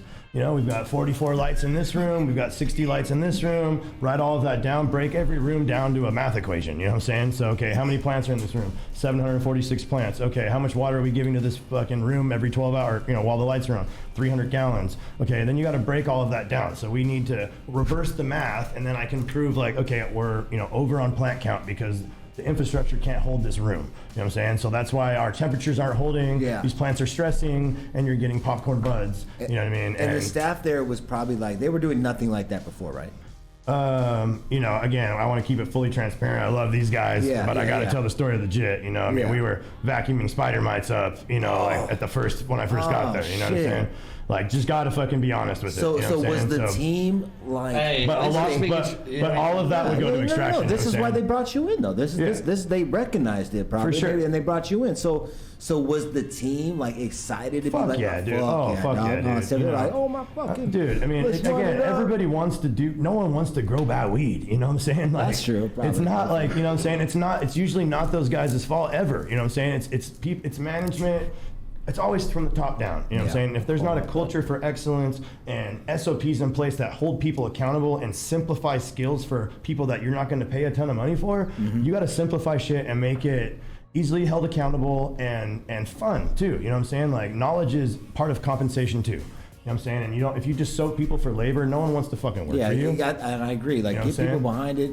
Explain teach what them you're shit, doing. Get their mind engaged, you know what I'm saying? Teach them why we're doing certain things, and that's a part of compensation, like, hey, like, look, if we can really crush it, like, then I can argue that, you guys will get X amount of bonuses or whatever, you know what I'm saying? And it's all about, I'm big on performance incentives, you know what I'm saying? Everybody always wants to be paid more. That's just in life, you know what I'm saying? But if we can put incentives in front of people that are attainable and and we actually pay them, you know what I'm saying? Yep. And fucking they hit these goals, then we all do better as fucking, you know, all the way up the chain. You know what I'm saying? And so I'm big of just, you know, get back in there, especially, like I said, cannabis is just structure. It's just get back to basics. We don't need to do things crazy. We don't need to force feed fucking these plants like chickens. You know what I'm saying? Like, we need to fucking less is more in cannabis all the time. Nice, you know what I'm saying? And just let's bring it back to basics. Let's keep it clean. And they've really fucking, you know, everyone in there from, you know, the top down has been super just like fired up and yeah, I've been super impressed with that team, And bro. shout out to the chat, definitely for commenting over there. They're also Mike in here saying the difference of even just the last year has been night and day. So like you got in there, you know, got on to the math equation, started getting it popping with Some infrastructure like everything. upgrades, swap the HPS lights out. So we're looking at what, like 4, 5, 6 months when you were ready with your first batch. How did the first batch work out? It's not gonna take. I mean, on a scale like that, you know what I mean? Like it's gonna take a minute, you know what I'm saying? So like our first batch that I probably was like proud about probably took us 8 months, you know what I'm saying? 8 to 10 months, you know what I'm saying? What was the strain? Shit, dude, we grow so many strains over man. there, bro. Probably Nice. our grease monkey. You know what I'm Nice. saying? That's like Grease monkey? we've had, yeah, that was even before I brought exotic in. That's been a staple of high grade that just fucking crushes it every Okay, time. Like okay. super proud of that strain. But yeah, you know, again, just getting back to basics, but cleaning like that. It's a big site, you know what I'm saying? It's a, you know, How many like square it's feet? not. It's 60. It was at that time. It was like 65,000 square feet. And then we Okay. added another 60,000 square feet. Oh, you know, shit. So 125,000 square Holy feet. shit, dude. And You the know, salts. and we mix all of our own nutrients in house. Yeah. So yeah, we buy raw mineral salts, and then we take runoff tests of all the plants and send them out to a lab, and then I can send the feed tank out with it, see what she uptook in the rock wool, and then mediate the feed the next week. You know what I'm saying? So if she's missing a little bit of iron or a little bit of calcium, then we can add more calcium the next week. So we dial it down, you know what I'm saying? So like we brought a consultant on that helped us with that really taught me and my partner Lee a lot about how important nutrients are and dialing it down to a science at that level. You know what I'm saying? Like, Yeah. you know, I really like Rockwool for that reason. You can skin this cat 1,000 different ways, you know what I'm saying? But you've got to pick that right path, you know what I'm saying, with that choice. You know what I'm saying? So being able to just dial Rockwool down to a simple science, keep her happy, you know, just a big triangle of environment, genetics, you know, and nutrients. And they all have to stay in equality, you know what I'm saying? Which of these strains have you started coming with from exotics that are you pumped about? Exotic genetics. Are there man. any that are just like standing out to They you right all now? they all have super unique terpene profiles. So I've been posting them online. So like the bread and butter is crazy. I think we have some of that here we're smoking on. The cherry Cosmo is nuts. The cherry Bang Bang is nuts. So we got Say bang bang. I'm gonna give one more seed set away, and then we're gonna also give away a seed set on a on Instagram post Hell yeah. next week. So we'll do one more giveaway with these seeds. okay.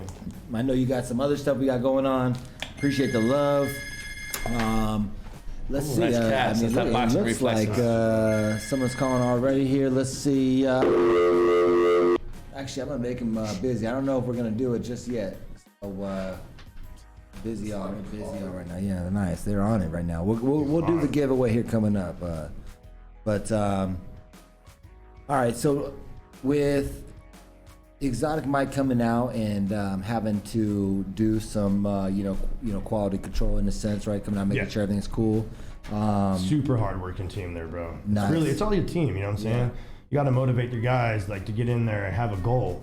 You know what I mean? So that's really all it is. I can't take credit for, you know, that scale. No one can do by themselves. You know what I'm saying? Like you've got to be able to have a team that goes out there and just can, you know, I mean, pruning's not fun, you know what I'm saying, sometimes, but I think it's therapeutic. You know, you throw in some, a new album comes out, you know, you throw in your fucking AirPods, you jam out, bro, and you just jam out and fucking you're shaping this plant up, you know what I'm saying, because it's all about, you got to keep this girl pruned by a certain date, you know what I'm saying, we got to defoliate by a certain date, keep the air movement going, keep her happy, keep her fed, boom, we finish out good.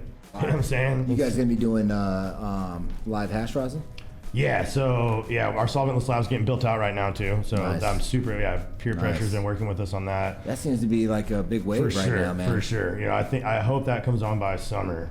And then tissue culture as well. So tissue culture is the next thing. Yeah, that's the next move. Yeah, so that our lab's culture almost is, built out. It's like Oh, you guys have a tissue culture lab? Yeah, it's about a month Can away you from bust out going what online. tissue culture really is all about for me? Because I don't know what the fuck. You know, I think it's the way that you really preserve your genetic library of things. You know what I'm saying? So, like, on this scale, a lot of people have back burner strains and shit that are just in these consumption rooms that are costing a bunch of money to feed, costing a bunch of inputs such as rock wool and stuff like that. Whereas you could have a tissue culture lab and a process where you're literally a petri dish now.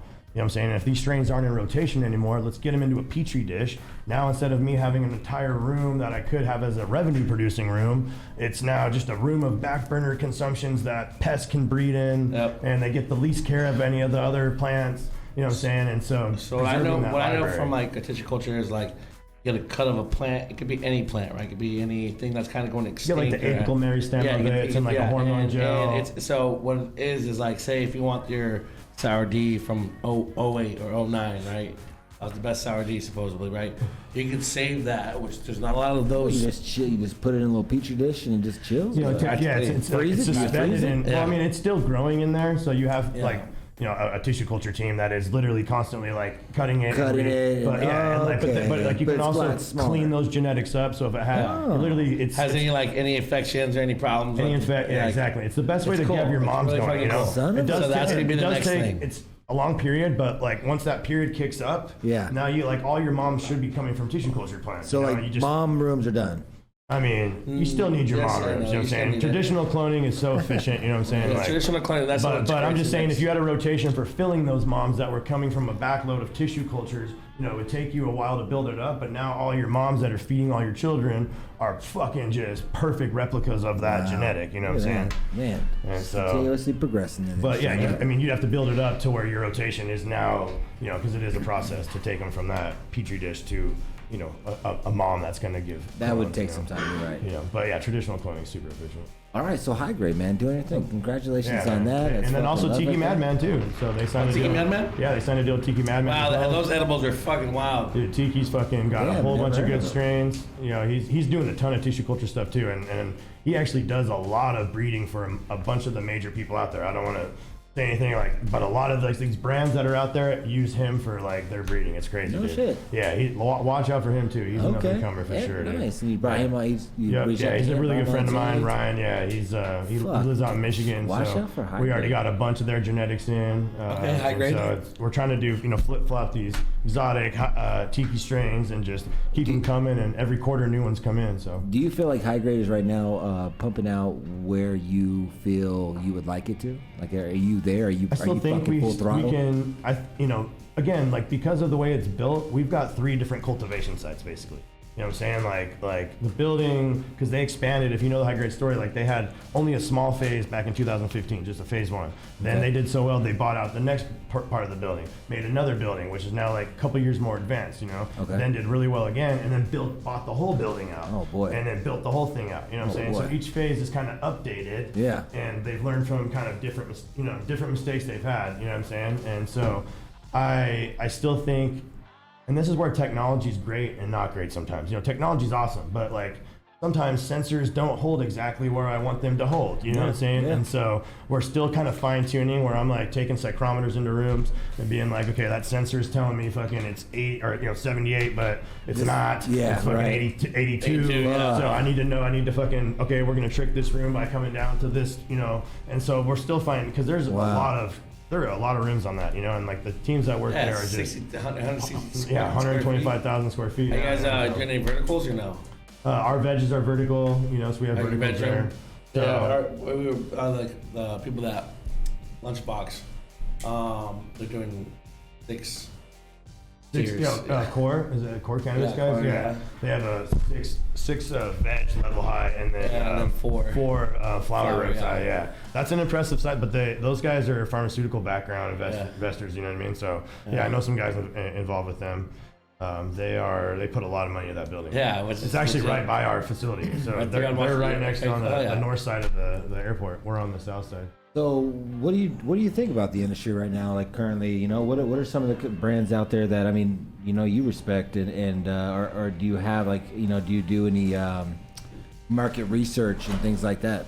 You know, I mean, to fix that cultivation side, it's been a lot of just head down, stick with the team, and So, I mean, obviously like Trevor and I have a really good relationship, so we're always talking and, just learning more about the industry and taking phone calls with different people, ex-CEOs. I know some guys that are doing some big moves with, I don't even want to say some of their names actually, but like Vedotti, but Jason Vedotti, he's coming back in pretty hard, so I think they're taking back over AYR.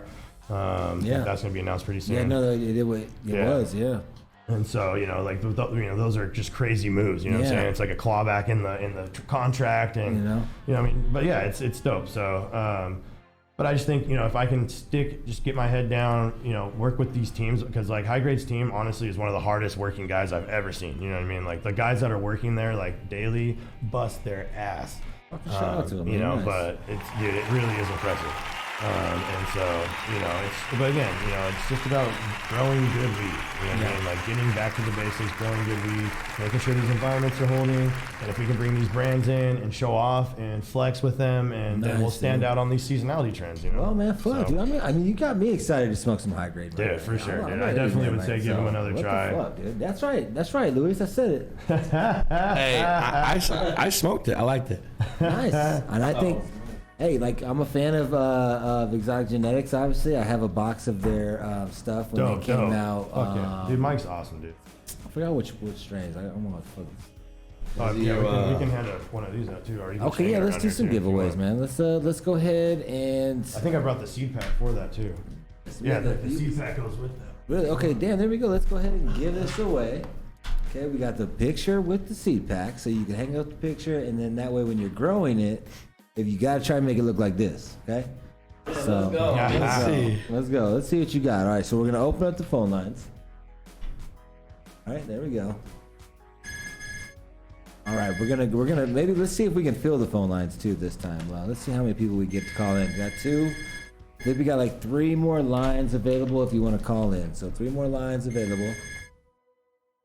Yeah, check that out. Okay, 3. There's 3 people calling. I'm gonna put you guys on hold right now. I'm gonna answer and put you on hold, and then we'll do like a little, eeny, meeny, miny, mo or something like that. You're going for this one right here. We got 1 more line open. We got 4 people on hold right now. Come on. All right, so how we're gonna do this is the neon sun. Is what? Skittles and what? Skittles and Falcon 9. Falcon 9, Indica. Okay, let's go. Oh, nice. So Feminized just barely seeds. dropped, yeah. So very good, very good. All right, we got the lines are full now. We've got 5 people out there. Millie, go ahead and pick a number 1 through 5. 2. 2. All right, here we go. Okay. Hi in Arizona. Who's this? Oh shit. Hey, you got hi in Arizona. Who's this? Music bumping. Damn, they're not on. All right, we're gonna let them go. I'm cutting them loose. All right, let's go ahead now. 1 through 4. 3. Okay, here we go. Hi in Arizona. Who's this? Hello? Hey, what's going on? Who's this? Hello? What's wrong? Why not? You gotta turn down your radio. Hello? Hello? Yo. Oh, hold on. Nice. You gotta turn down your radio. Hello? Can you hear me now? Yeah, we can hear you. Who's this? Oh shit! What's up? What up? Who's this? All right, man. My name is Manuel, man. How you doing? Fucking stone, chilling. What are you smoking on tonight? Shit, man. Right now, man, we smoking up on some motherfucking rosin, bro. Okay, there you go. Nice. Take a sip. Dabbing it up. Take a little dab, man. Smoke a little bit of that tree junkie. Oh, there we go. Shout out to Tree Junkie. Hell yeah. All right, man. Well, you got some seeds, man. Do you know how to grow or what? Hell yeah, man. I only done like 2 grows, man, but I'm really excited, man, for these grows. Nice, man. Well, you have any questions over here familiar on anything? Nah, not really questions, man, but like, you're really true inspiration, man. Like your story and everything, man, it's pretty crazy, man. Like, thanks, bro. Pretty impactful, bro. I appreciate it, brother. Man, I appreciate it. Yeah, definitely. You got yourself a Neon Sunshine seed pack feminized with the poster. Congratulations. Again, what was your name, boss? I'm gonna write it on the seed. It's Manuel, bro. Mello? Manuel. Yeah, Manuel. Well, my bad, dude. And what's your chat name? What's that? What's your chat name? Oh, Juan Dominguez. All right, cool. We got you. Congratulations, and take it big, man. Hey, man, appreciate you guys, man. Keep on doing you guys' thing, man. Love it. Thank you, man. Appreciate it. Yeah, thanks, bro. Right there. Appreciate everyone calling in. You know what? For everybody, we need to get someone on the phone too, where we could be like, because everybody that was on hold, we could like give them like a true infusion, like. Oh, I think you meant to like check them real quick. You know? Well, cool, man. You know, Dude, fuck yeah, bro. I appreciate you guys, epic time, dude. I think, you know, it's been fun watching your, you know, Dude, just and you as your well, life, bro. your story, You as know? well, man. Hey, bro, we're getting it, you know. Yeah. Trying. You've been hustling for a while too, man, bro. You've really set a game plan in motion as well, bro. So I appreciate watching good business get handled. You know what I mean? I agree, and I'd like to have you guys out to the High Lounge and come out to the And for vice the versa, I want members. to give And you a tour of, you know, get some behind the scenes. Maybe we can do a follow up and show some behind the scenes stuff. That'd be with High tight. Grade and just kind of show off how we do things there, dude. I think that'd be dope, dude. That's what we're aiming for too, so that's kind of Yeah, cool. my team is super proud of the work they do there, and you know, I think it'd be dope just to kind of answer any questions people had from the past, you know what I mean? And just show like, dude, we do things clean.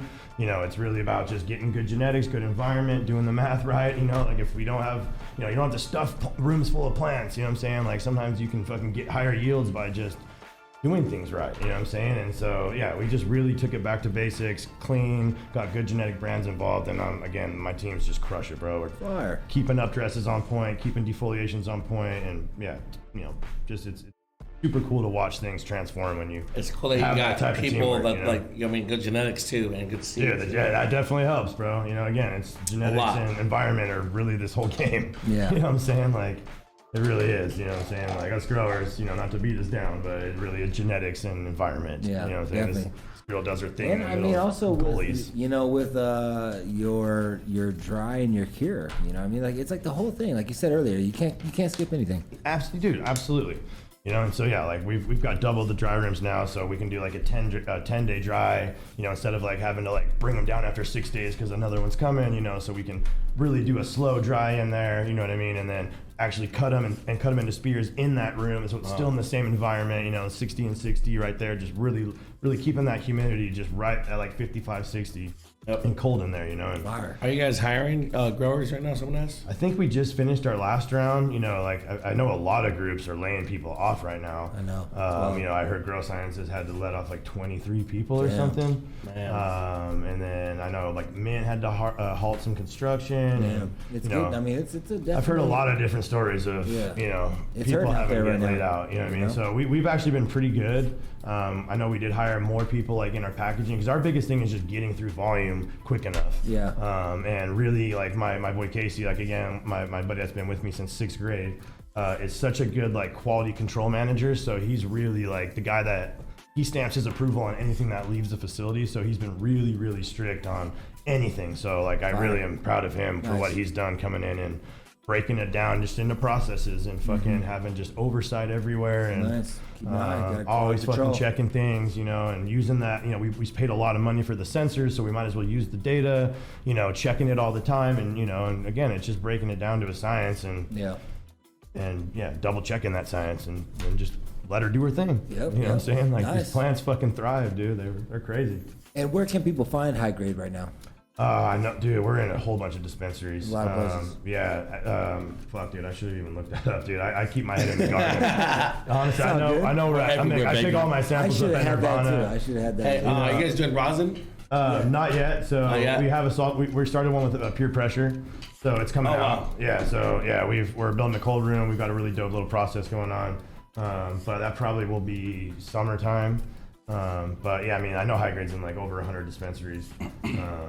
But yeah, I mean, you know, before we get out of here, I always like to open it up to the people checking out, listening, and stuff like that. If they want to call in and ask a question, you know, this would probably be a good time. If you guys got anything that so every Nirvana has it, cannabis has it. So if you're gonna go out there, go look for it. High Grade at Nirvana. I know like Mint. Cannabis. Yeah. I know Mint has some too. We actually have someone on hold right now. Hold on one second. Oh shit. Oh no. Well, that's good. I Like some for a aliens. long time, so I'm glad that was. Well, shit, man, marijuana. So, you hear about this this raw and OCB situation, huh? Yeah, dude. So what? Yeah, did you? What I the saw that. fuck? I saw your little thing come Yeah, back. Like, dude, did he reach out with the time and date you guys are talking? Yeah, or? bro. Like he fucking pump faked me. Oh man. No, he Yeah, didn't. he fucking No, he pump faked me. didn't. Like he said, he's like, let's have a conversation tomorrow, and I was like, all right, great. Was that yesterday? And that was like yesterday. So never talked. Hey, So No, then I hit he him. I mean, I know he's a didn't, busy bro. guy, so it's like, hey, Gosh. but it's like, yo, go ahead and like put it on someone that. Communicate with me. Yeah, or like something. you know, you have to have someone in the team. It's all you about know, communication, like, bro. yeah. Like, okay, I know you're busy, So- but that's a total tail tuck. Bro, I know. That's a tail I'm tuck. like, At oh, that level of business, bro. What, Dude. Josh? What are you doing? What's up, Josh? Come on, I'm bro. talking right now. Just Come through.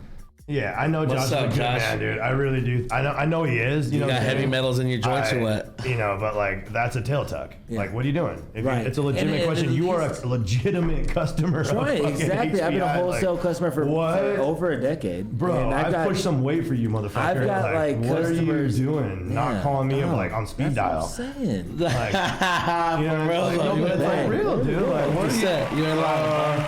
Hopefully, that's a he tail comes So out. what's up, Jason? What's up? What's up? What's up with you? What's up with do raw? that? You gonna keep selling them or what? Until you come to the podcast?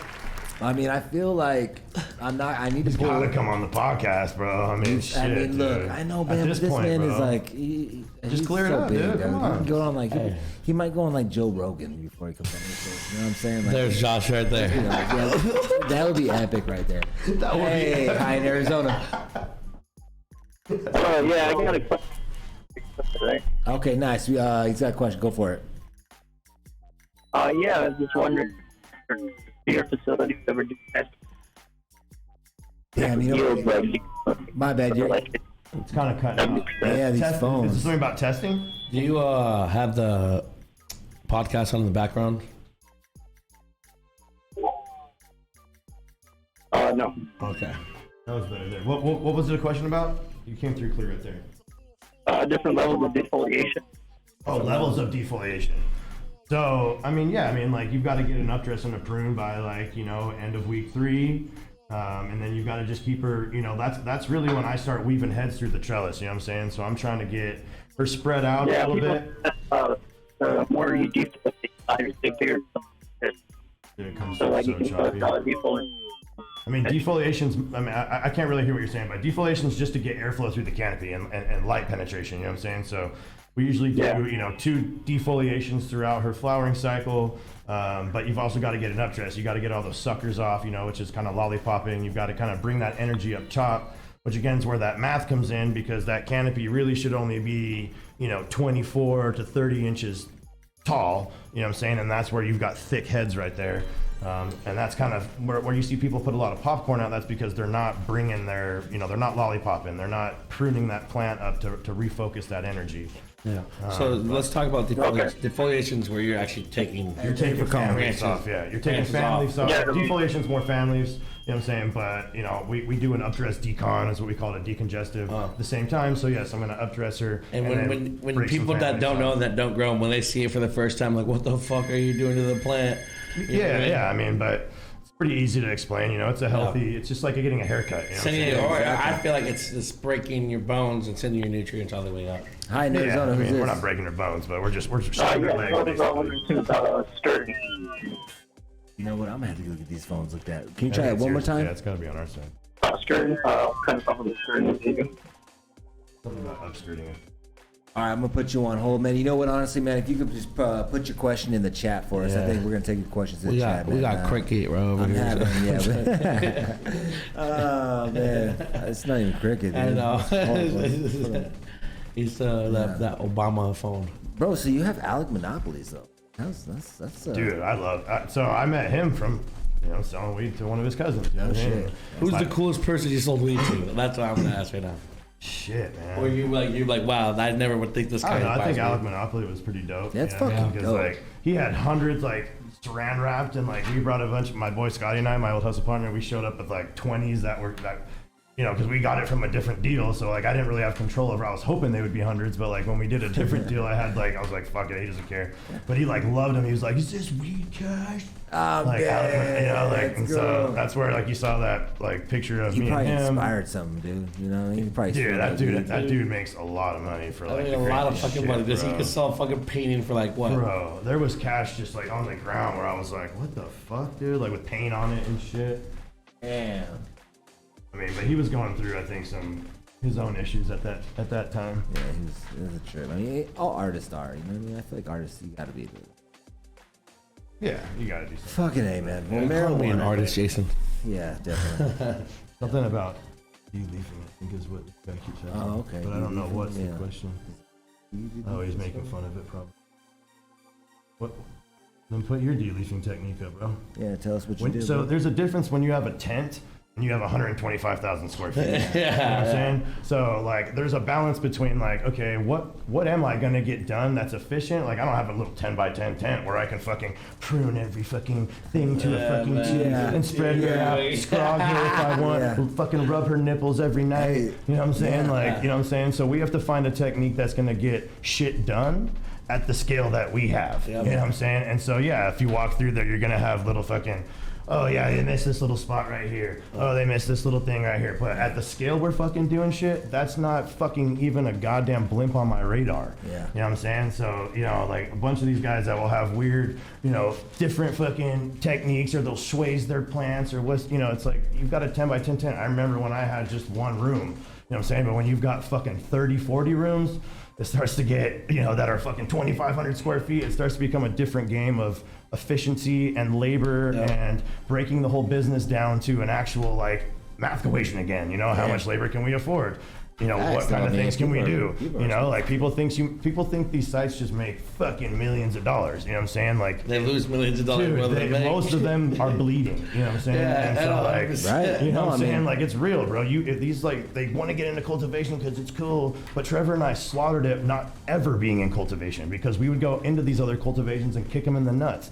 You know what I'm saying? And be like, you can't move your weight. Well, then we're gonna fucking sell, but we'll do a huge deal. Here's $2 million cash, and we knew they were hurting for money. But you have to honor this contract. And now we were able to fucking take shit in and just fucking sling it like a fucking goddamn candy, bro. Yeah. You know what I'm saying? And so, but that was the game plan at that point. You know what I'm saying? Yeah. Now it's like efficient grows that really can get their shit together, do it at scale, you know, partner with brands, stand out from the crowd, you know what I'm saying? And then find that balance between fucking mowing rooms down and needing twice as much labor because we can't fucking keep up with our updresses. You know what I'm saying? So yeah, like it's just, it'll be. I'm looking forward to trying it out. I definitely got a question here. Are there any future collaborations that you have? You want to work with other genetic brands?